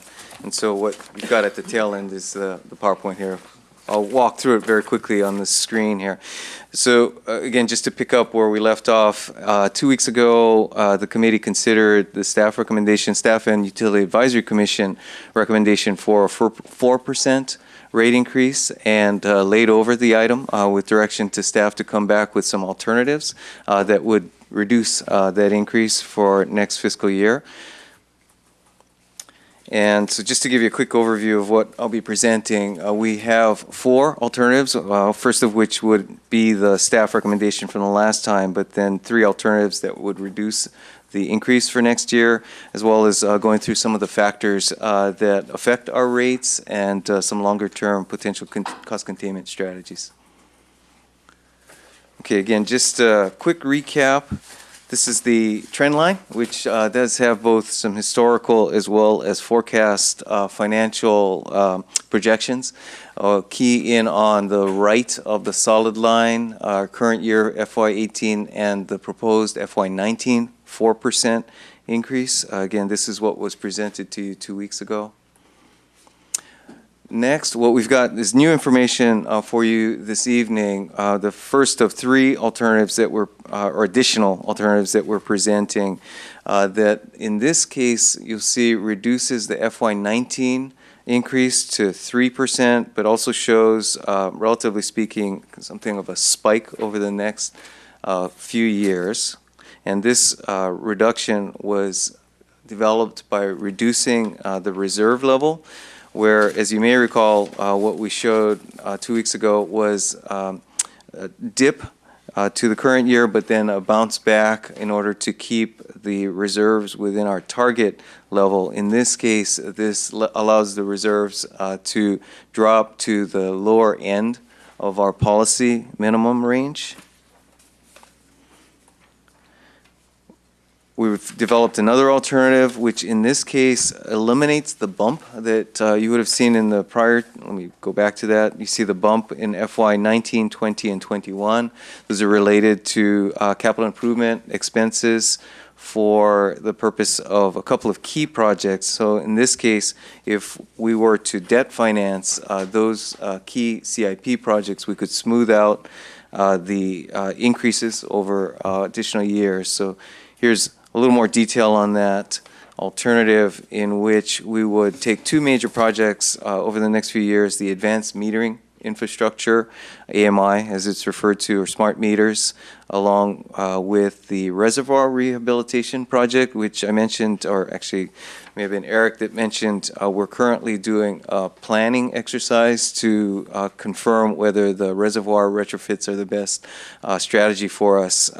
So that work should be completed over the next year, and then the assumption here being one of the ability to finance that, while again recognizing we still haven't made a decision that that's the best use of funds. Simply for forecasting purposes, we're showing a financing alternative of a $13 million bond issuance and potentially an internal loan between utility funds from the electric. And then the final alternative would be to actually reduce the pace of our annual water main replacement or overall capital investment throughout the system. And here in FY19, the number, again, my apologies, it's small, but drops to 2% next year if we were to reduce the pace at a level both of financing the large projects mentioned, as well as reducing our water main replacement program by $2 million a year, which is currently on the order of $8 to $12 million per year. Reduce that by 2, which would extend our 20-year capital plan by an additional 10 years. So I would want to be clear that this is not a recommendation, or this is not an alternative that staff is recommending, in particular noting the state of the current infrastructure that we are replacing throughout the system. So a quick summary here of the alternatives. The first, again, alternative 1 is what staff and UAC have recommended 2 weeks ago with a 4% increase. We also obviously are showing further out increases, but since the action to be considered by the committee and the council really only affect next fiscal year, to just focus on the immediate, that was a 4% increase. Alternative 2, which took the reserves down, would allow that rate increase to be reduced to 3%. Alternative 3, which is financing the upcoming 2 major CIP projects, would also reduce the increase to 3%. Then Alternative 4, reducing our annual CIP by $2 million, would reduce the next year's increase to 2%. So we're presenting these options for the committee's consideration. I'm sure you'll have some additional questions. Let me do a couple of points of just reference for you. We provided 2 weeks ago the relative rates among other jurisdictions, communities nearby, and for the purpose of understanding context, we're showing in this hatched line the capital investment that we're currently making, and that if we were to take the reduction in CIP could be reduced. Let's see, I do want to note a few other factors as we've looked closely over the last couple of weeks of trying to describe some of the factors that do result in Palo Alto's relatively high water rates in comparison to other communities. One is geography, and so on this sheet, we just wanted to highlight a few of the elements of geography that do play into our system expenses. One, that the size of our infrastructure relative to serving the foothill areas has been a matter of the capacity and investment put in. The costs to serve the foothills do vary in comparison to the relatively level areas of the city.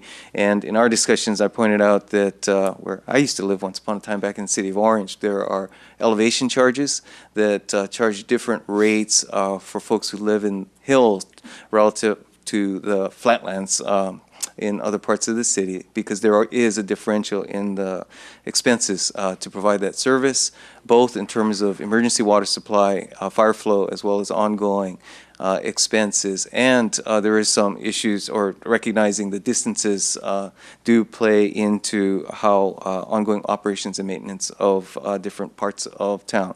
Now that said, there's also lower density in the hillside, so if we were to try to fully allocate relative costs, that would be a fairly complex exercise that we'd need to look at pretty closely. And yet that seems like a reasonable thing to do, actually. I mean, right now, essentially what you're saying is Buena Vista subsidizes Palo Alto Hills. Well, it's not that clear. Staff has pointed out that our fire flow has been sized based upon the reservoirs that exist on the hills. And so while we, on an ongoing basis, do expend more to provide the day-to-day service, that the emergency services are benefited by the reservoirs being in the hills. So there's some complexity to the calculations that would be necessary there.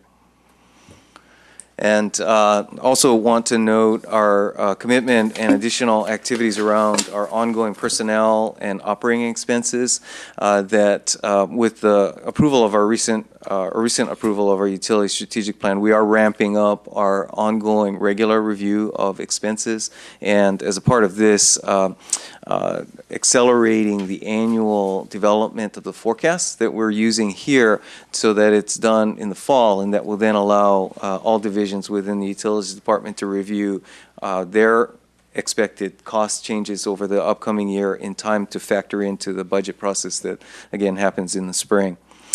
And also this applies to our review, much of which is already happening, our management review of personnel transactions, refilling vacancies as they occur, in some cases whether it be changing classifications, some cases changing the duties within classifications, and also reviewing the approval to fill those positions as they come up. Many of these steps involve both meet and confer with our bargaining units, as well as review by the budget office with city manager's office, in addition to department review. And so finally, to note that this, again, a bit of regional context, that there has been some fluctuation of Palo Alto's bill relative to other communities within our neighboring cities, so simply note that. And then finally, recommendation that, based on the committee's deliberations, to bring forward recommendations to the City Council, and that there would be associated resolutions related to that.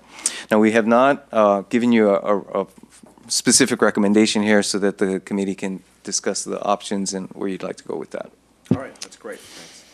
Do we have any public speakers? All right, anyone want to go first?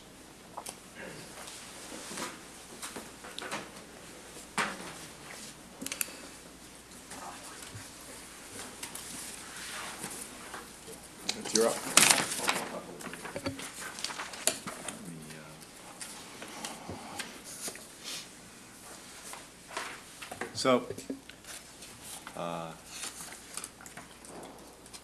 So it looks to me that the costs increase on average of 4% a year over the forecast period through 2028. That was my takeaway from the staff report. But again, it's much faster in the near term, and then it flattens out considerably in the out years, right? And you know, it's sort of this reverse hockey stick kind of thing. You know, I'm looking at not this, but just the table on page. Where's our trusted table on page 17? There's this table, and so we're up at 4% next year, and then 7% and 6% for a few years, and then it drops to 1% in the out years after that. And so if you average all that, you get 4% a year. But essentially what you've got is sort of higher increases in the in years and low increases in the out years. And if you go back and compare against the 2 years ago financial plan, right, you sort of have the same thing, except that the out years occur sooner. And so if you just look over the next 5 years, 2 years ago we were saying the forecast increase from 2019 to 2023 was 22%, and now we're saying it's 31% or 32% or something like that. So the fear, and this is sort of a thing that we've seen in a lot of sort of projections. It's not just water, right? But it's in, the expense forecasts, 10-year, the long-term financial forecast, expenses are increasing fast in the in years, but then they're flattening out to very low levels in the out years, and so the average over time is, something that's a little bit higher than the CPI and so forth. And,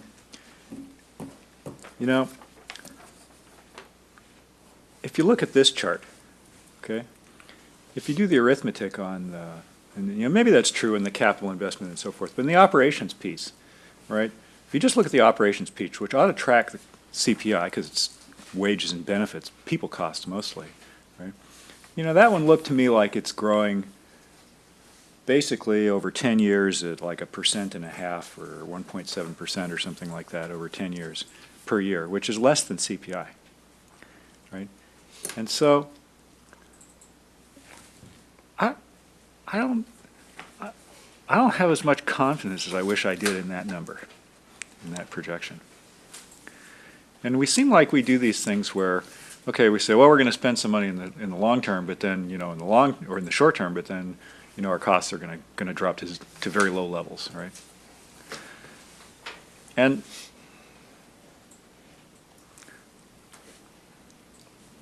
I just wonder if that's realistic. Right. Good evening, council members. So for the out years on operations, we do use the long-range financial projections in those for, yeah. Okay, so it's the same reverse hockey stick. It's not a new one. Somewhat, yeah. So we use, the salaries and benefits that were in there, as well as like long-run inflation costs. I will say something that is notable here, though, at least in the new alternatives, between the time that we went from the original proposal to when we came here, you notice that the water supply costs, that trajectory has changed. Yeah. And a lot of that has come from recent wisdom that we've gotten from SFPUC. Now they're saying we aren't planning on doing a rate increase for the next couple of years. No, I understand. Yeah, I saw that in there. And so that's, on the other hand, the distribution costs are considerably higher, but then the commodity costs are a little lower than expected. On average, are increasing by around 2.5%. Yeah. So I actually had something I wanted to ask you guys for on this, right? Which is, so first of all, on the alternatives, I mean, thank you for generating the alternatives. I think we should, we need to consider them. Alternative 2 dips into reserves. Alternative 3 deficit finances it, right? I mean, fundamentally, you're not reducing costs in any of those alternatives. You're just sort of taking the same expense and moving it around on when it occurs over time, right? Although I thought that the two suggestions, one was elevation charge and stuff like that. Those are material changes, actually. So at least number 2 and number 3 seemed like material changes, actually. Although I think it would actually, in that one specifically, redistribute who pays Right. more so than any specific cost. True, but right. But here's what I wanted to ask. So looking at this chart, because if you look at cost increases on the last 5 years, it's averaging about 7% a year. And cost increases on the next 5 years, averaging about 6% a year. In the out years, they drop to 2 or 3% a year, right? At least on the initial alternatives. The initial alternatives. It's the chart on page 35, right? Packet page 35. I wish I could see what that data looked like for the last 20 years. Okay? Do we have that data lying around anywhere? I mean, not tonight. Boy, right? for Not stormwater, tonight. you were settling for 1 year, and then now Yeah, I know, going for no, 20? no. Well, here's the thing. Here's what I'm thinking, right? Is it I don't, on the out year projections where the cost increases every year drop to like 1% or 2% or 3% or something like that, I don't have a huge amount of confidence in that number, because it seems like, so again, let me finish. I'm almost done here, right? I wish I could see what the long term was, so that when we project in the out years, right, I had some comparison. I say, well, okay, the 20-year average is like 3.5%, So I'd like to be able to compare the 1%, the 2% out there in the long run with sort of where it's been on the long term. Because in the long term, with, some adjustments, it ought to sort of even out, you would think. Go ahead. I mean, it is a forecast more than 5 years out. I think you're right to be less confident in it. I mean, the further you go out with a forecast, the less confidence you should have in it. There's the mean and there's the variance. Right. I have less confidence in the mean. Yeah. No, I I believe in the variance. I can understand what you're saying. I mean, to answer your specific, so largely those forecasts out in those further out years is an exercise to make sure that we're looking at, we don't want to get caught with something large that's coming in year 6 or year 7.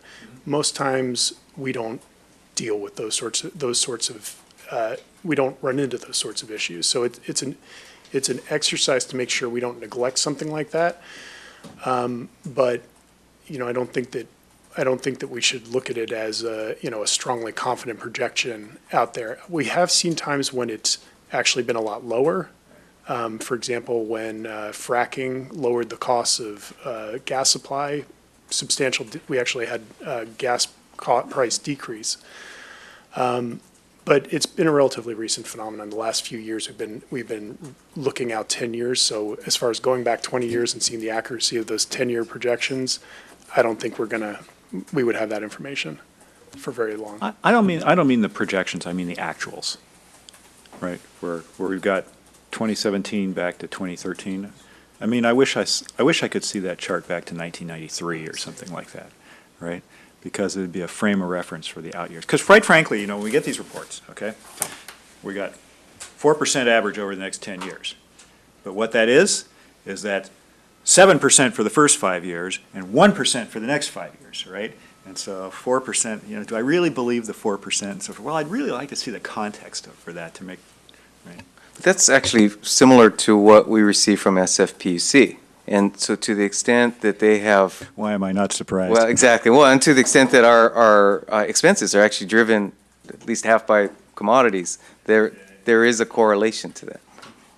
Even more reason I'd like to see sometime a chart that shows the history. What we might be able to bring is like a long-run revenue, a long history of revenue, rather than costs, breaking down the costs to get a category by category comparison. Going back that far might be tough, but we could probably pull revenue. Oh, really?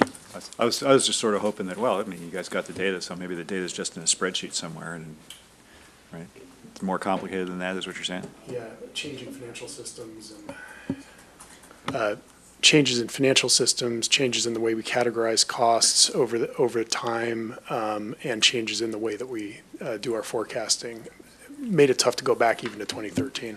Oh, so that's why 2013. I was hoping you could say, okay, well, maybe go back an extra 5 years. Yeah. Okay.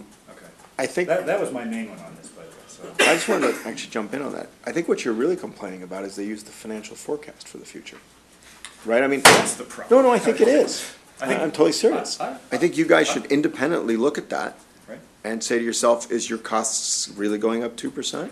I mean, is that what you actually anticipate them going up? I see what you're saying. Yeah, that's fair. I mean, I actually think you guys should be Right. held accountable for your own forecasts. Yeah. No, really, I mean, if your forecasts are wrong, we should. No, that's entirely. And you shouldn't be able to say to Lalo, Entirely right. well, that's in your, I've looked at Lalo's financial forecasts. Right. And they're never right. I bet 250, just like a baseball player. They're half wrong, and I can never tell which half. No, I think that's an actual. I think you guys should. Yeah, I think that's a good suggestion. I think you guys should keep it yourself, right? And So, I'm sorry, I got to weigh in here. I think at some point we do have to look at economies of scale or efficiencies with respect to. I'm going to guess we're not at that point here, though. If we're going to start looking at all departments to start running their own estimates, when so many of our expenses are driven by things like the cost of personnel. But Michelle, I mean, 1 or 2% increases, out 10 years from now, when the whole history is, 7%. I just don't believe it, Your right? point is well taken. I also know that our long-range forecast is based on personnel estimates that are calculated at certain levels for certain reasons, and if we start asking different departments to do it differently, we could get ourselves into a lot of trouble. So I hear you, we don't but have to here's solve what the it chair said. today. He said, It what's just- the answer? And the answer is, well, we don't believe the number either, but we got it from over that other department, right? And so, I mean, that's not how to run an operation. So it's okay to, if you use, the thing is, it's okay in the financial forecast, because we don't use it for anything. I mean, anything real. Here, we're using it for something real. We're using it to set rates for the future. And I am tempted to vote, frankly, for the reduced reserves ones, only because it has the out ones at 4%. No, really, I mean, that's the only reason I would vote for it. It looks more realistic to me, and I'd be like, if you're only gonna raise it 3% this year, that means you can't. But what it means is you're still burning down reserves. What it means is the out years should really be 5%, not 4%, right? Because you're burning the reserves to get that. But that drives cost containment in the future. Now they have to look at this and say, okay, how do we reduce costs? Because they've been saying 4%. because you can't draw down on reserves. No one believes the 1%, right? But when you're actually saying, 4%, then it sort of becomes. You think you can force people to manage to 4%. Obviously, you can't force them to manage. You're saying you don't believe anybody can manage to 1%, but they might be able to manage to 4%. Right. I'm saying it seems more that way. And you won't have reserves to draw down. And when you come to council and ask for a 9% return increase, council will be less likely to approve it, right? So it creates a more difficult scenario than saying, we'll do 4%, 5% now, and then we'll have 1%. Starve the government to force cost cutting, though. Does that really work in the real world? I don't know. I don't know what really works. Do large reserves work for cost containment? No, Large, I'm not going to go there. I don't know. Where do I see how much we're reducing reserves on this? That's confusing to me.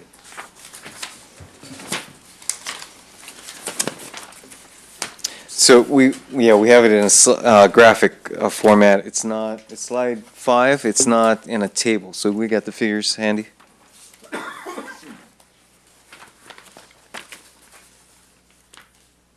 It's roughly $6 million. That would be on slide 5.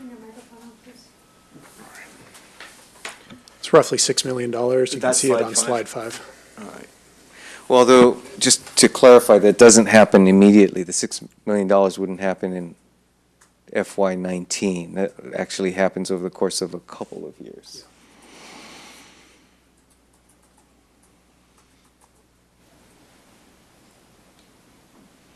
There's a bit of a lag between when rates are changed and revenue and the drawdown, in this case on reserves.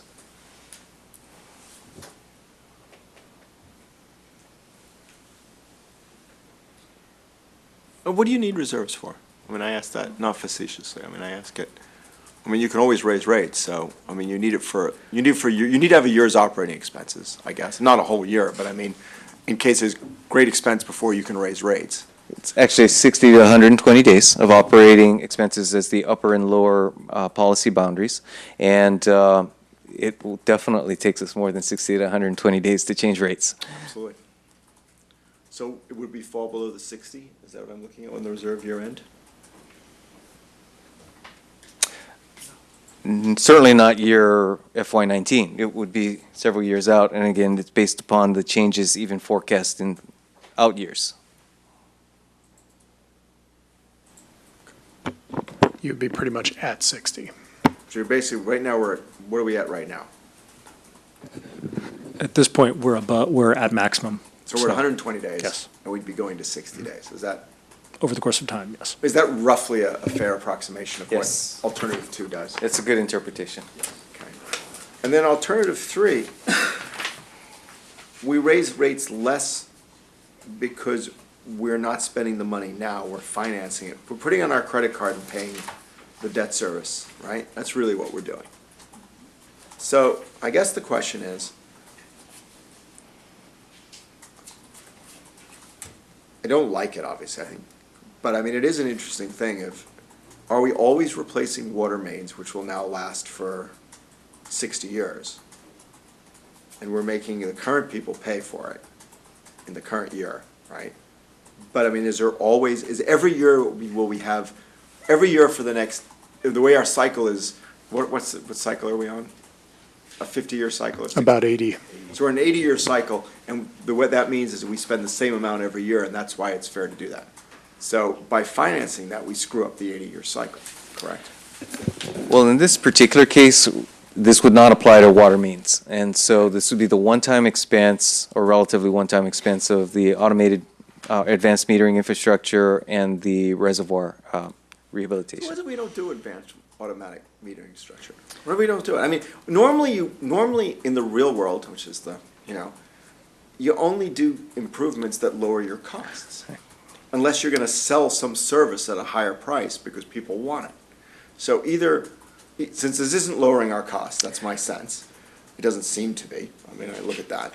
Maybe it is. I mean, could be wrong. Well, it might be worth clarifying that in terms of the water utility specifically, because the advanced metering infrastructure is actually across water, electric, and natural gas. There's a trade-off between the capital and the operating savings by not having to physically read the meters.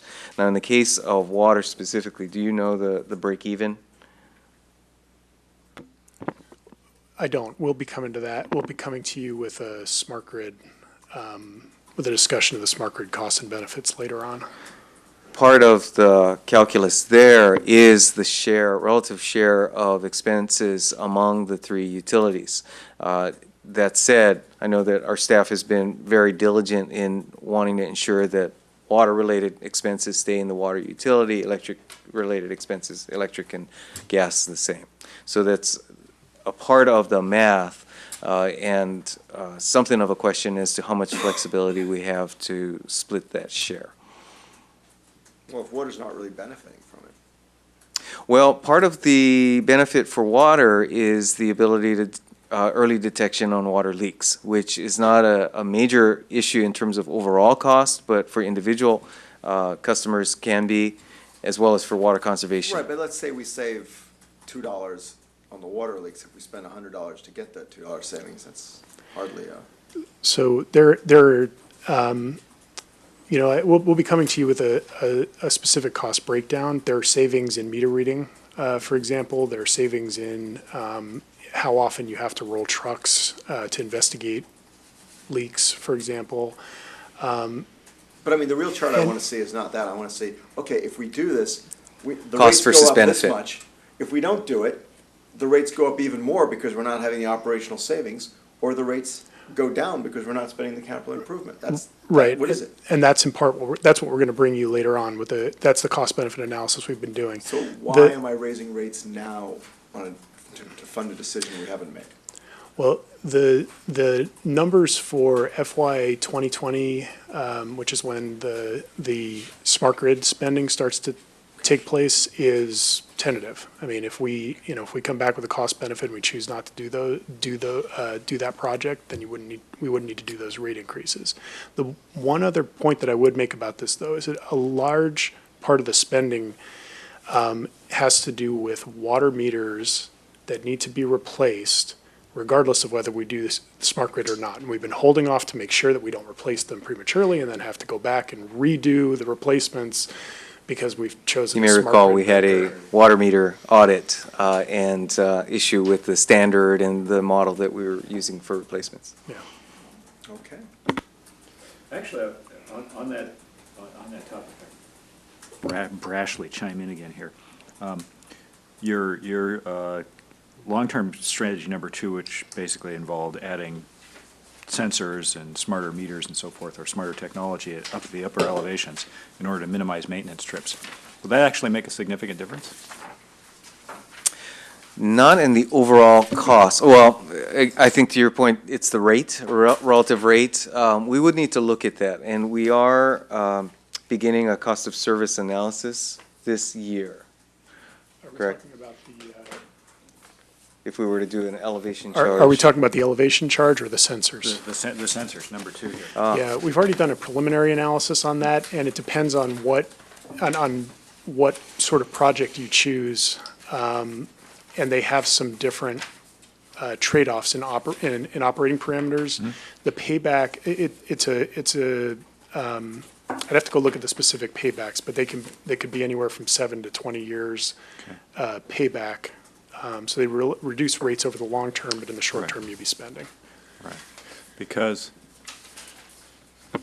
again, back to what I think is the general case, which is if you look over long periods of time, decades and decades and decades, the cost of maintaining a water system probably, in general, other things being equal, ought to track consumer price index, because ultimately what it goes into it is people costs and construction costs and all this kind of stuff over long periods of time.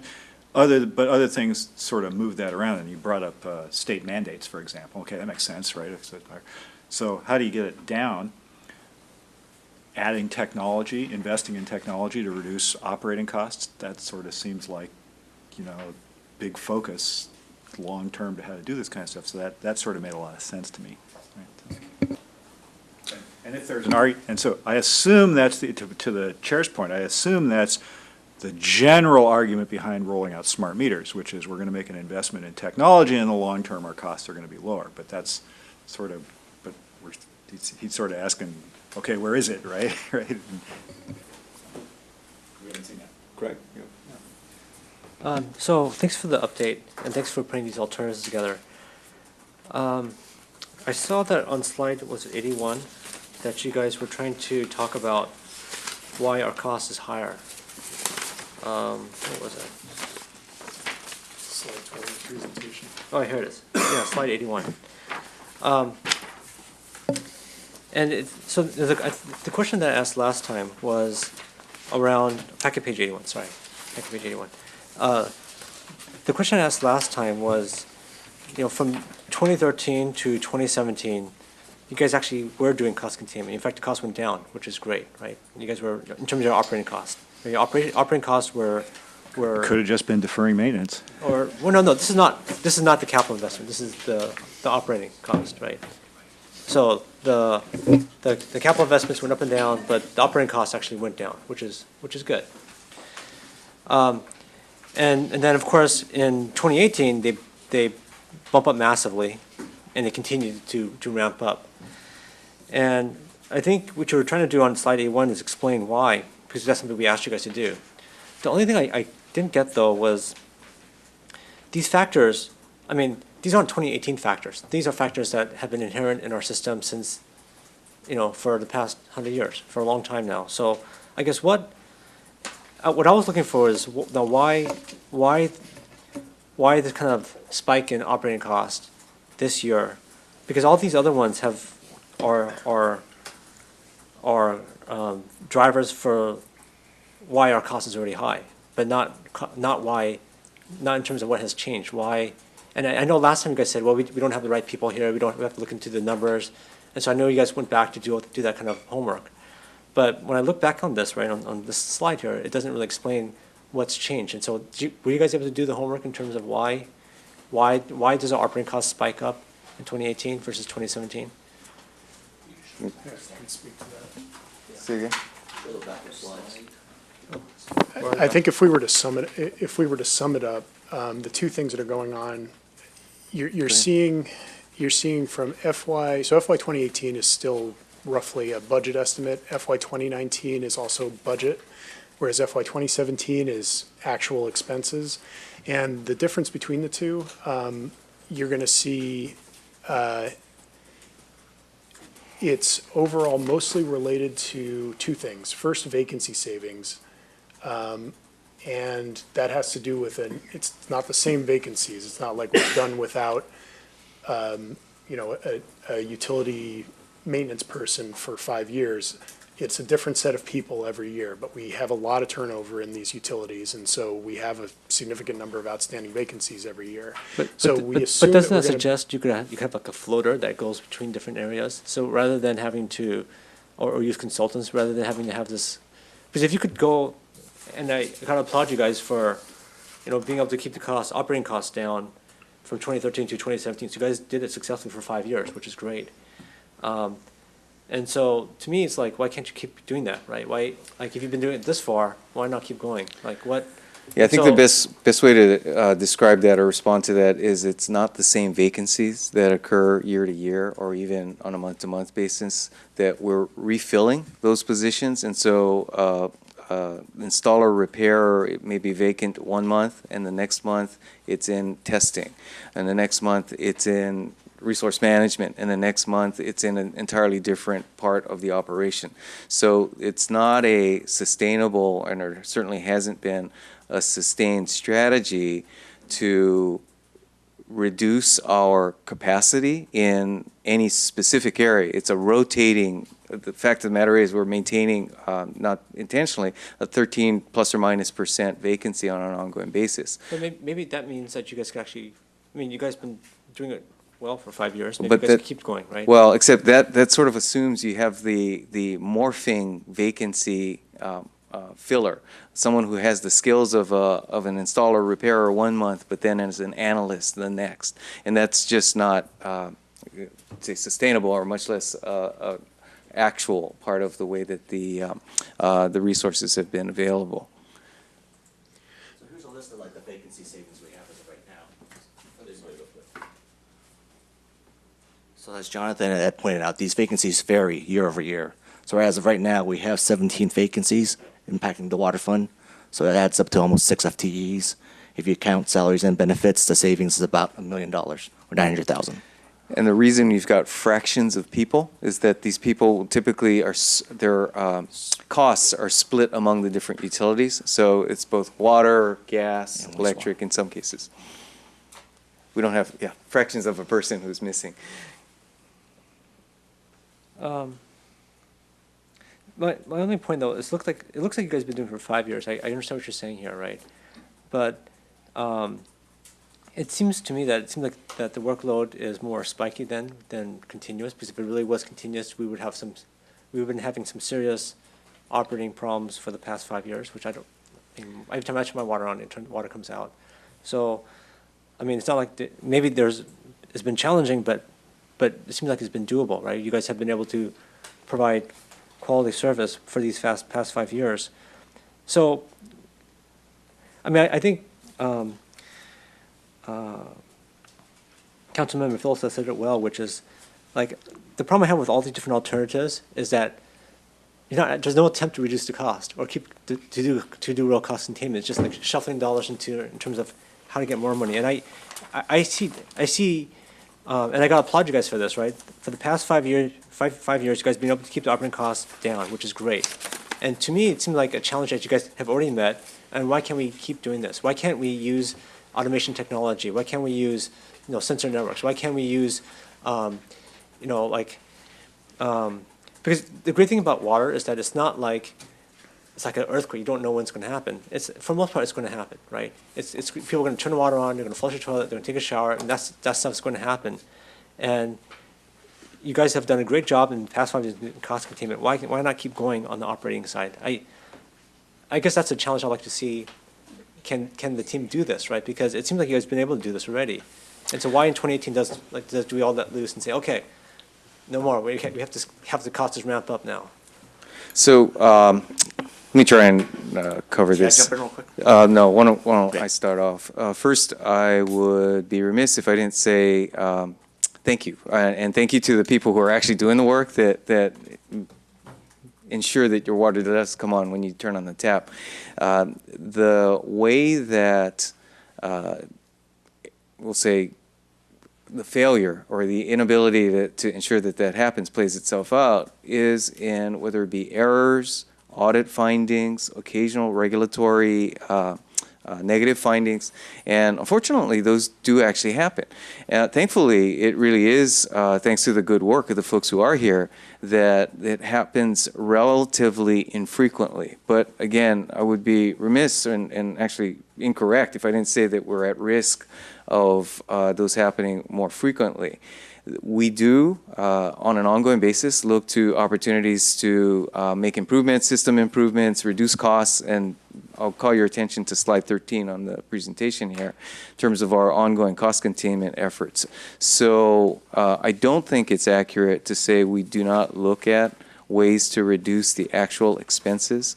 The fact of the matter is that, as has been pointed out, expenses do increase over time, but it would be incorrect to say that it's the absence of efforts to keep those contained. So with that, let me ask Dave Yen, who's our strategic business manager, to comment. Okay, so if we go back to slide 20, Eric, if you don't mind.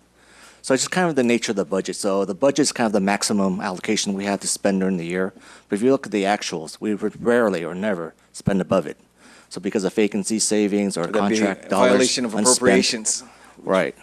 So like even the emergency generators, we budget $1 million a year, but we haven't had the time or resources to actually issue that RFP or the leasing of the generators. So that's in the budget, but it's probably not going to be spent for another year or two, depending on what priorities we have or come up.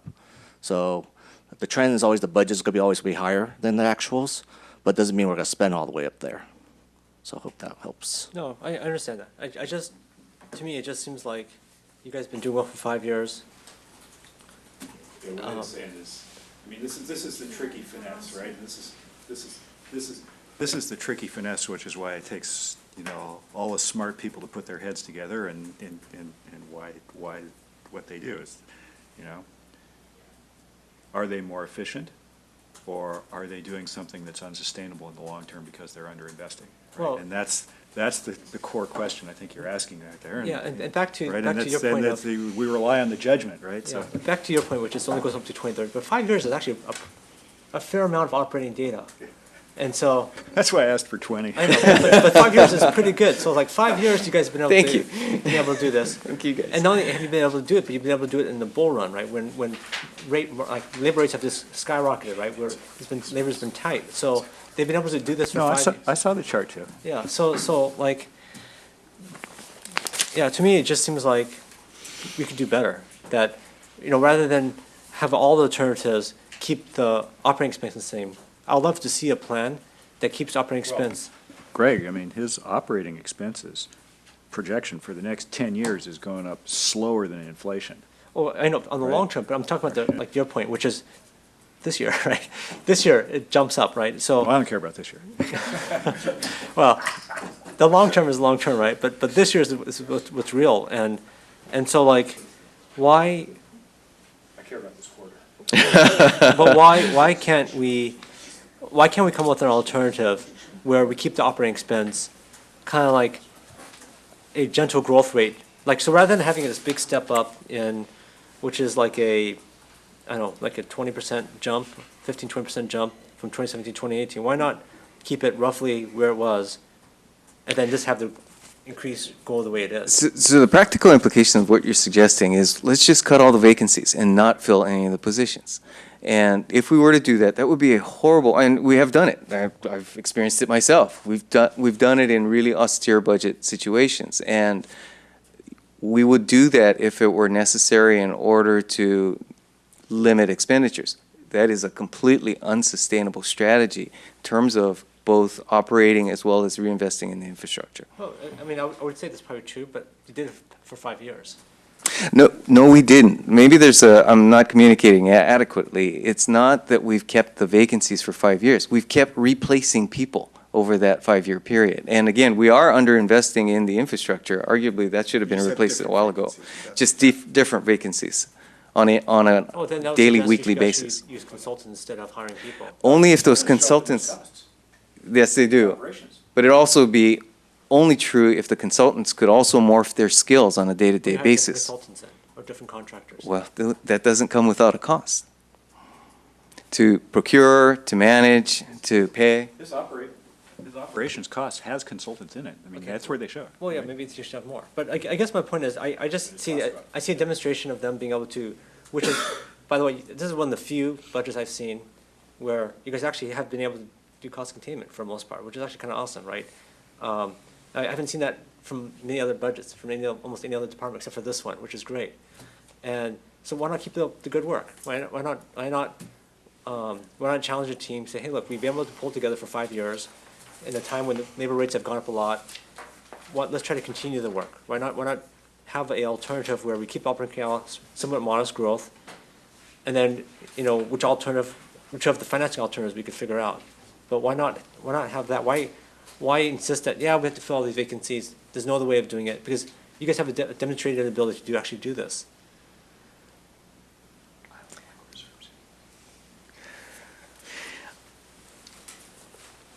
Understood. Maybe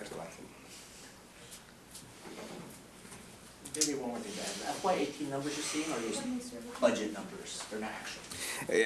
Yeah, and that's I think a point worth repeating, that there is a notable difference between the FY17 and FY18 figures, and the difference is between budget and actual. Again, actuals are always lower than the budget. Well, let's make the budget lower, so you're closer to the actual side, right?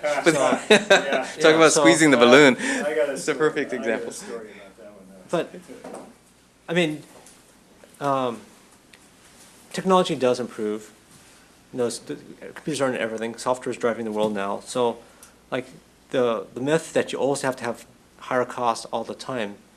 I mean, I look at my iPhone, my laptop, a whole bunch of other things. Cost has dropped, right? There's no given that price must only go up. Not on the iPhone. I think he grasps what you're trying to. Okay, so that's my first comment. Is I think that we should try to trim this operating budget. The second thing is, you showed a comparison of different cities, and I was trying to figure out which cities you guys were. I looked at the report. Which page in the report tells us which cities you guys were comparing against? On that chart that had the cities compared. The neighboring on packet page 80. Go ahead. Well, but we've got it in a report too. Which page is it on the report? So, Eric, can we go to slide 11? In the report, It tells us what cities you're, well, on the slide here, you can see it's Menlo oh, Park. sorry, not this one. There was another one I was looking at.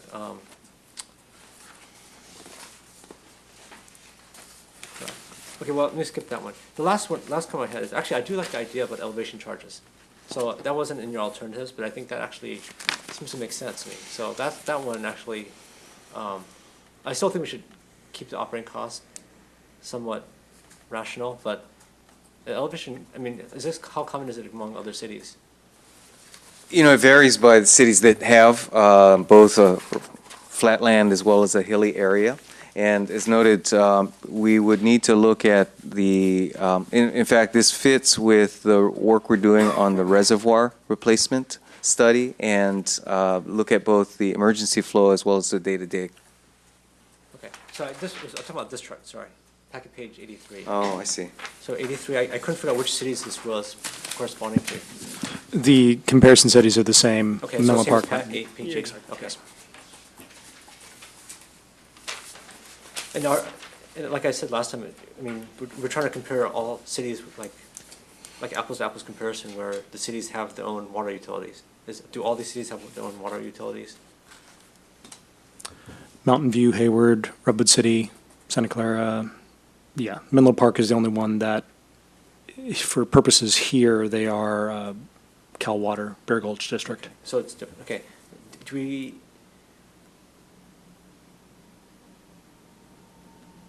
Do we know what like EPA is or like Redwood City? Do you know what EPA is? That's other than nobody interested now.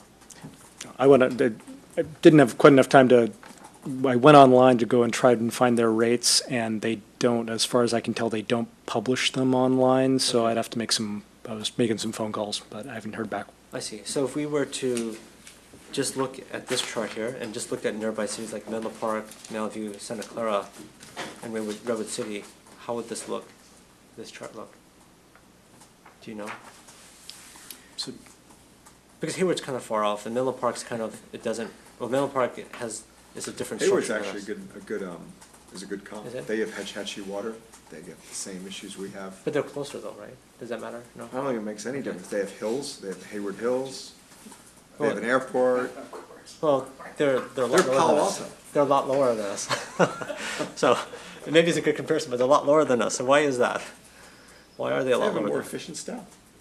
Well, let's try and get there. Let's Hire try. their staff. Let's There try. you go. Let's try to be That was better. a joke, guys. I was just kidding. I wasn't serious with that. But let's try to be there. Like, let's try to get where they are. Then, I mean, let's set a goal and try to hit it. I mean, Santa Clara is it's like way lower, right? I mean, your wife Is works Santa there. Clara, Ask her. What does is she Santa do? Clara and Bosco low? If they're not using Hetch Hetchy water, it's These not. water districts. I was gonna say, if they're not using Santa Clara, I mean, when they're not using Hetch Hetchy, it's, I mean, that's do why have I'm some rights serious to- that Hayward's a good comp because they use Hetch Hetchy. I think they're 100% Hetch Well, Hetchy. that's a great baseline. So we should compare ourselves against the baseline, figure out what are their operating expenses, right? How much is that increasing, right? Because I didn't know that actually. So if Hayward is probably the best baseline, why not use that? And I'm not saying it's the best baseline, I'm just saying it's a reasonable baseline, because what you need to do is look at the cities in Bosco and say to yourself, because most of them use Hetch Hetchy. okay, well, so let's say it's Hayward. What would Hayward look like? Let's compare against Hayward then. Do we know? Hayward is included within that. No, I mean that just excluding all the others because Hayward is probably one of the best baselines. Maybe But not- Hayward may very well be on a 600-year replacement schedule. They spend I mean, on it. they you know, could be. That, I know that their CIP spending is between $2 and $3 million a year only, so, which tends to actually. $8 to $10 million less than. Yeah. Well, that's pretty efficient. Or they're just Or underinvesting. deferring. Right. I believe that's called the PG&E San Bruno. Yeah, I Right, don't I mean, know. they just may be underinvested. But I think they could be underinvesting, but being able to compare against that and figuring out take that and line it up against ours might be enlightening. Maybe there's something we could learn from it. Okay, I think we're timed already here. I think Point of diminishing returns, so I was gonna say. Right. Oh, actually, that's another point here, which is, talk about point of diminishing returns. So that's the other thing, my point, which is that, I get your point about you invest more in operations, you lower the failure rates and whatever the metric you guys, I'm not sure what you guys use to measure your quality of service. But there's also, kind of as Shaf was saying, there's diminishing returns, which is just because you put more money into operations, you get diminishing returns after a while, right? I mean, so for 5 years, you guys kind of held the line, which is great. Now you're letting go and just letting it zoom, but that doesn't necessarily mean your quality of service is going to go up, right? You may be at diminishing returns already. So that's why I'm saying it might make sense to really see. What'd you say? Yeah, we're getting there. Yeah, might make sense to try to hold the line here. Okay, I think they've got it. I think we're beating a dead horse at this point. So we need to choose one of these. I think it should be alternative 5. So I think there's 5 alternatives. No, it's 4. But No, the 5th alternative is we do nothing and they don't raise rates and things go to hell. I mean, that's really it. So, I mean, you have 4 alternatives. If you had to pick a number 1 through 4, Greg, what would you pick? Just a number, not one, just one. Well, I'll tell you what I would do. No, I want 1 through 4. 1 or 5, which is I would do nothing and not raise rates. I'm not saying that. I'm not saying that. So I think that I think that doing the elevation charge seems to make sense to me. That seems fair. I think holding an operation expense to similar to where it is. We can still increase it, but keep it like not a massive bump up in 2018. I think the debt finance is not a bad idea because it kind of spreads the cost out. But I do think that we want to have some sort of baseline or some sort of goal to hit, right, in terms of operating expense. Because the problem I have is you put more money in, people automatically just spend it, right? So there needs to be some sort of cost containment strategy. And my fear is that if you just keep giving money, All right, it's so just what going up. I've heard from staff is they got the cost containment stuff. They're gonna go back and look at cost containment. I had one practical question to ask you, which was, you said Palo Alto built infrastructure to serve planned development in the foothills that never occurred. Are those are fixed costs that are up there? I mean, can we get rid of that infrastructure? Was that the reservoirs, or what did that mean? Can we say, I mean, if it hasn't occurred now, development in the foothills, I don't think it's going to occur. No, it's. So can't we just shut it down and not spend money on it? Go ahead. Yeah, so I mean, we do have customers up there, and it's also part of our emergency water supply, but this is where the long-term cost containment strategy on slide 12, number 1 is reducing the number of reservoirs in the foothills. So we have, and installing sensors and other technology in it. So we can't shut down all of it, but we can make it more efficient by reducing the number of reservoirs. And that's what we're studying right now. So I actually really appreciate the presentation. I think you guys did a good job. I think you came up with some good thoughts. I'm feeling much more comfortable that you are going to focus on cost containment.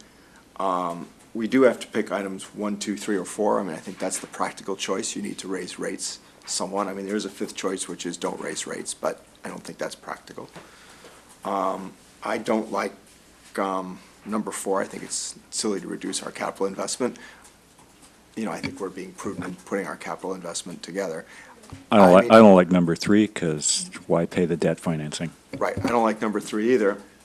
That leaves me with alternative number 2, which I do like.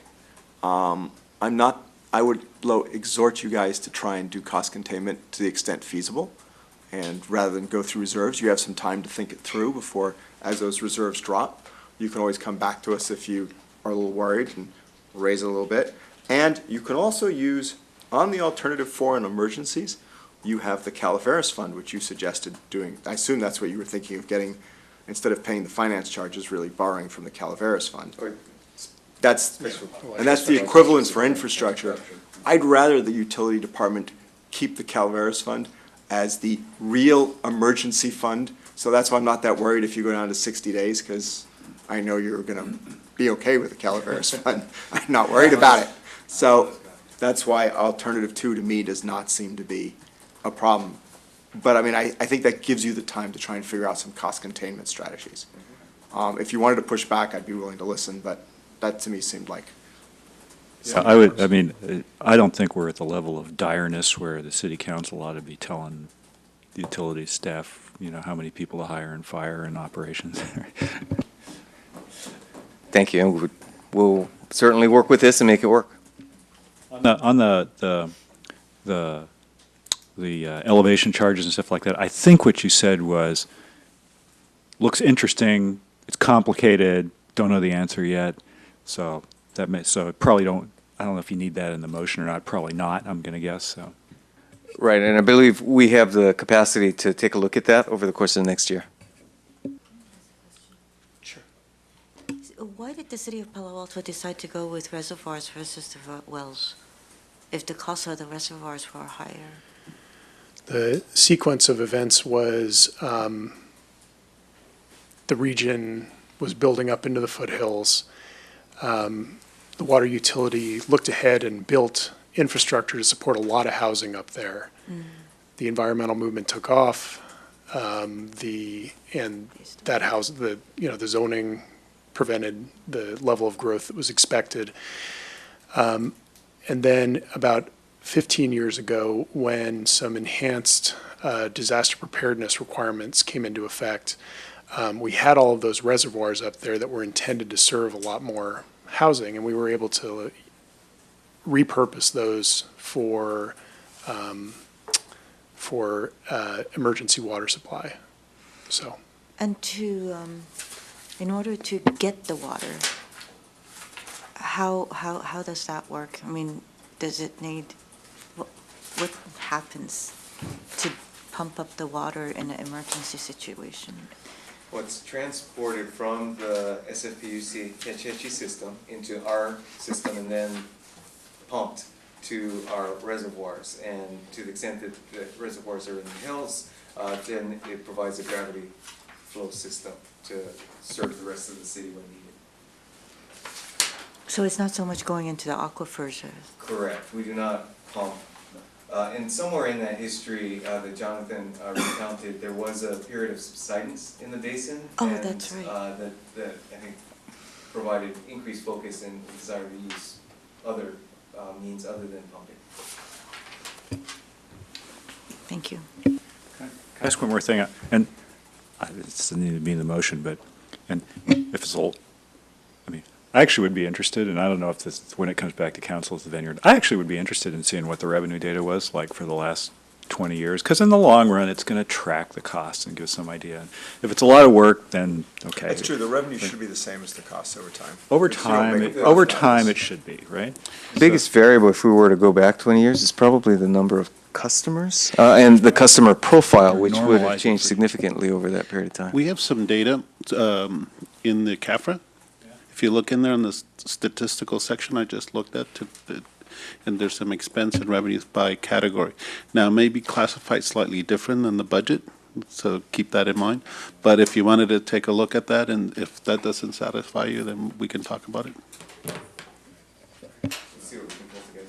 So, yeah. I mean, it's a huge effort and so forth, you know, it's not worth it, but I actually would be interested, because, you know, it's sort of, we do sort of have, okay, the idea that, well, actually, maybe it's a single point of the long-range financial forecast is where it all comes from, but the reverse hockey stick, I'm getting less and less comfortable with, and I'd just love to see some context on that, right? So if it's not too much trouble. All right, so I made a motion for alternative 2. Did I get a second? Second. Anyone have any further discussion? Actually, I want to make that with it. Okay. So, first one is. Microphone. Oh, sorry. So first one is, I think we need to get something in here about keeping operating expense under control.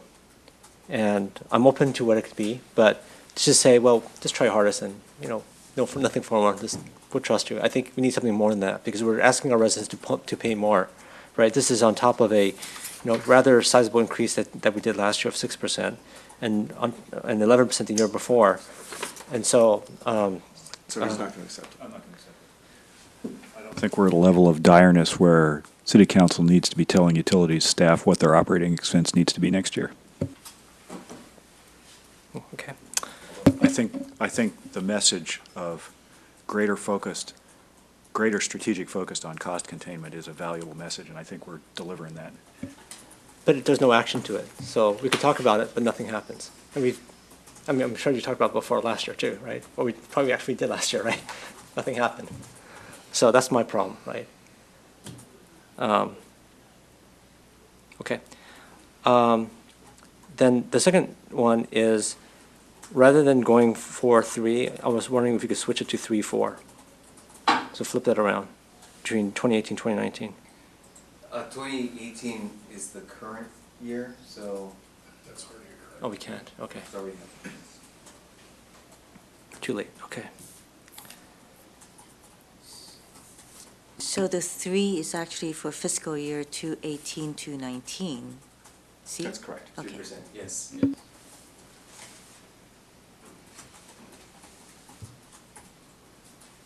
Anybody, any further discussion? No.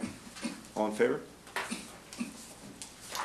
You voting yes or no? No. He's voting no, so. 3-1. So it goes, does that mean it goes to action item on, Well, we go to action item anyway, because It's rates. it doesn't matter. It's rates. Yes. Thank you very much for that effort. I actually really appreciate it. You guys did a good job. Yes, appreciate it. Yes. I thought you did a great job putting it together.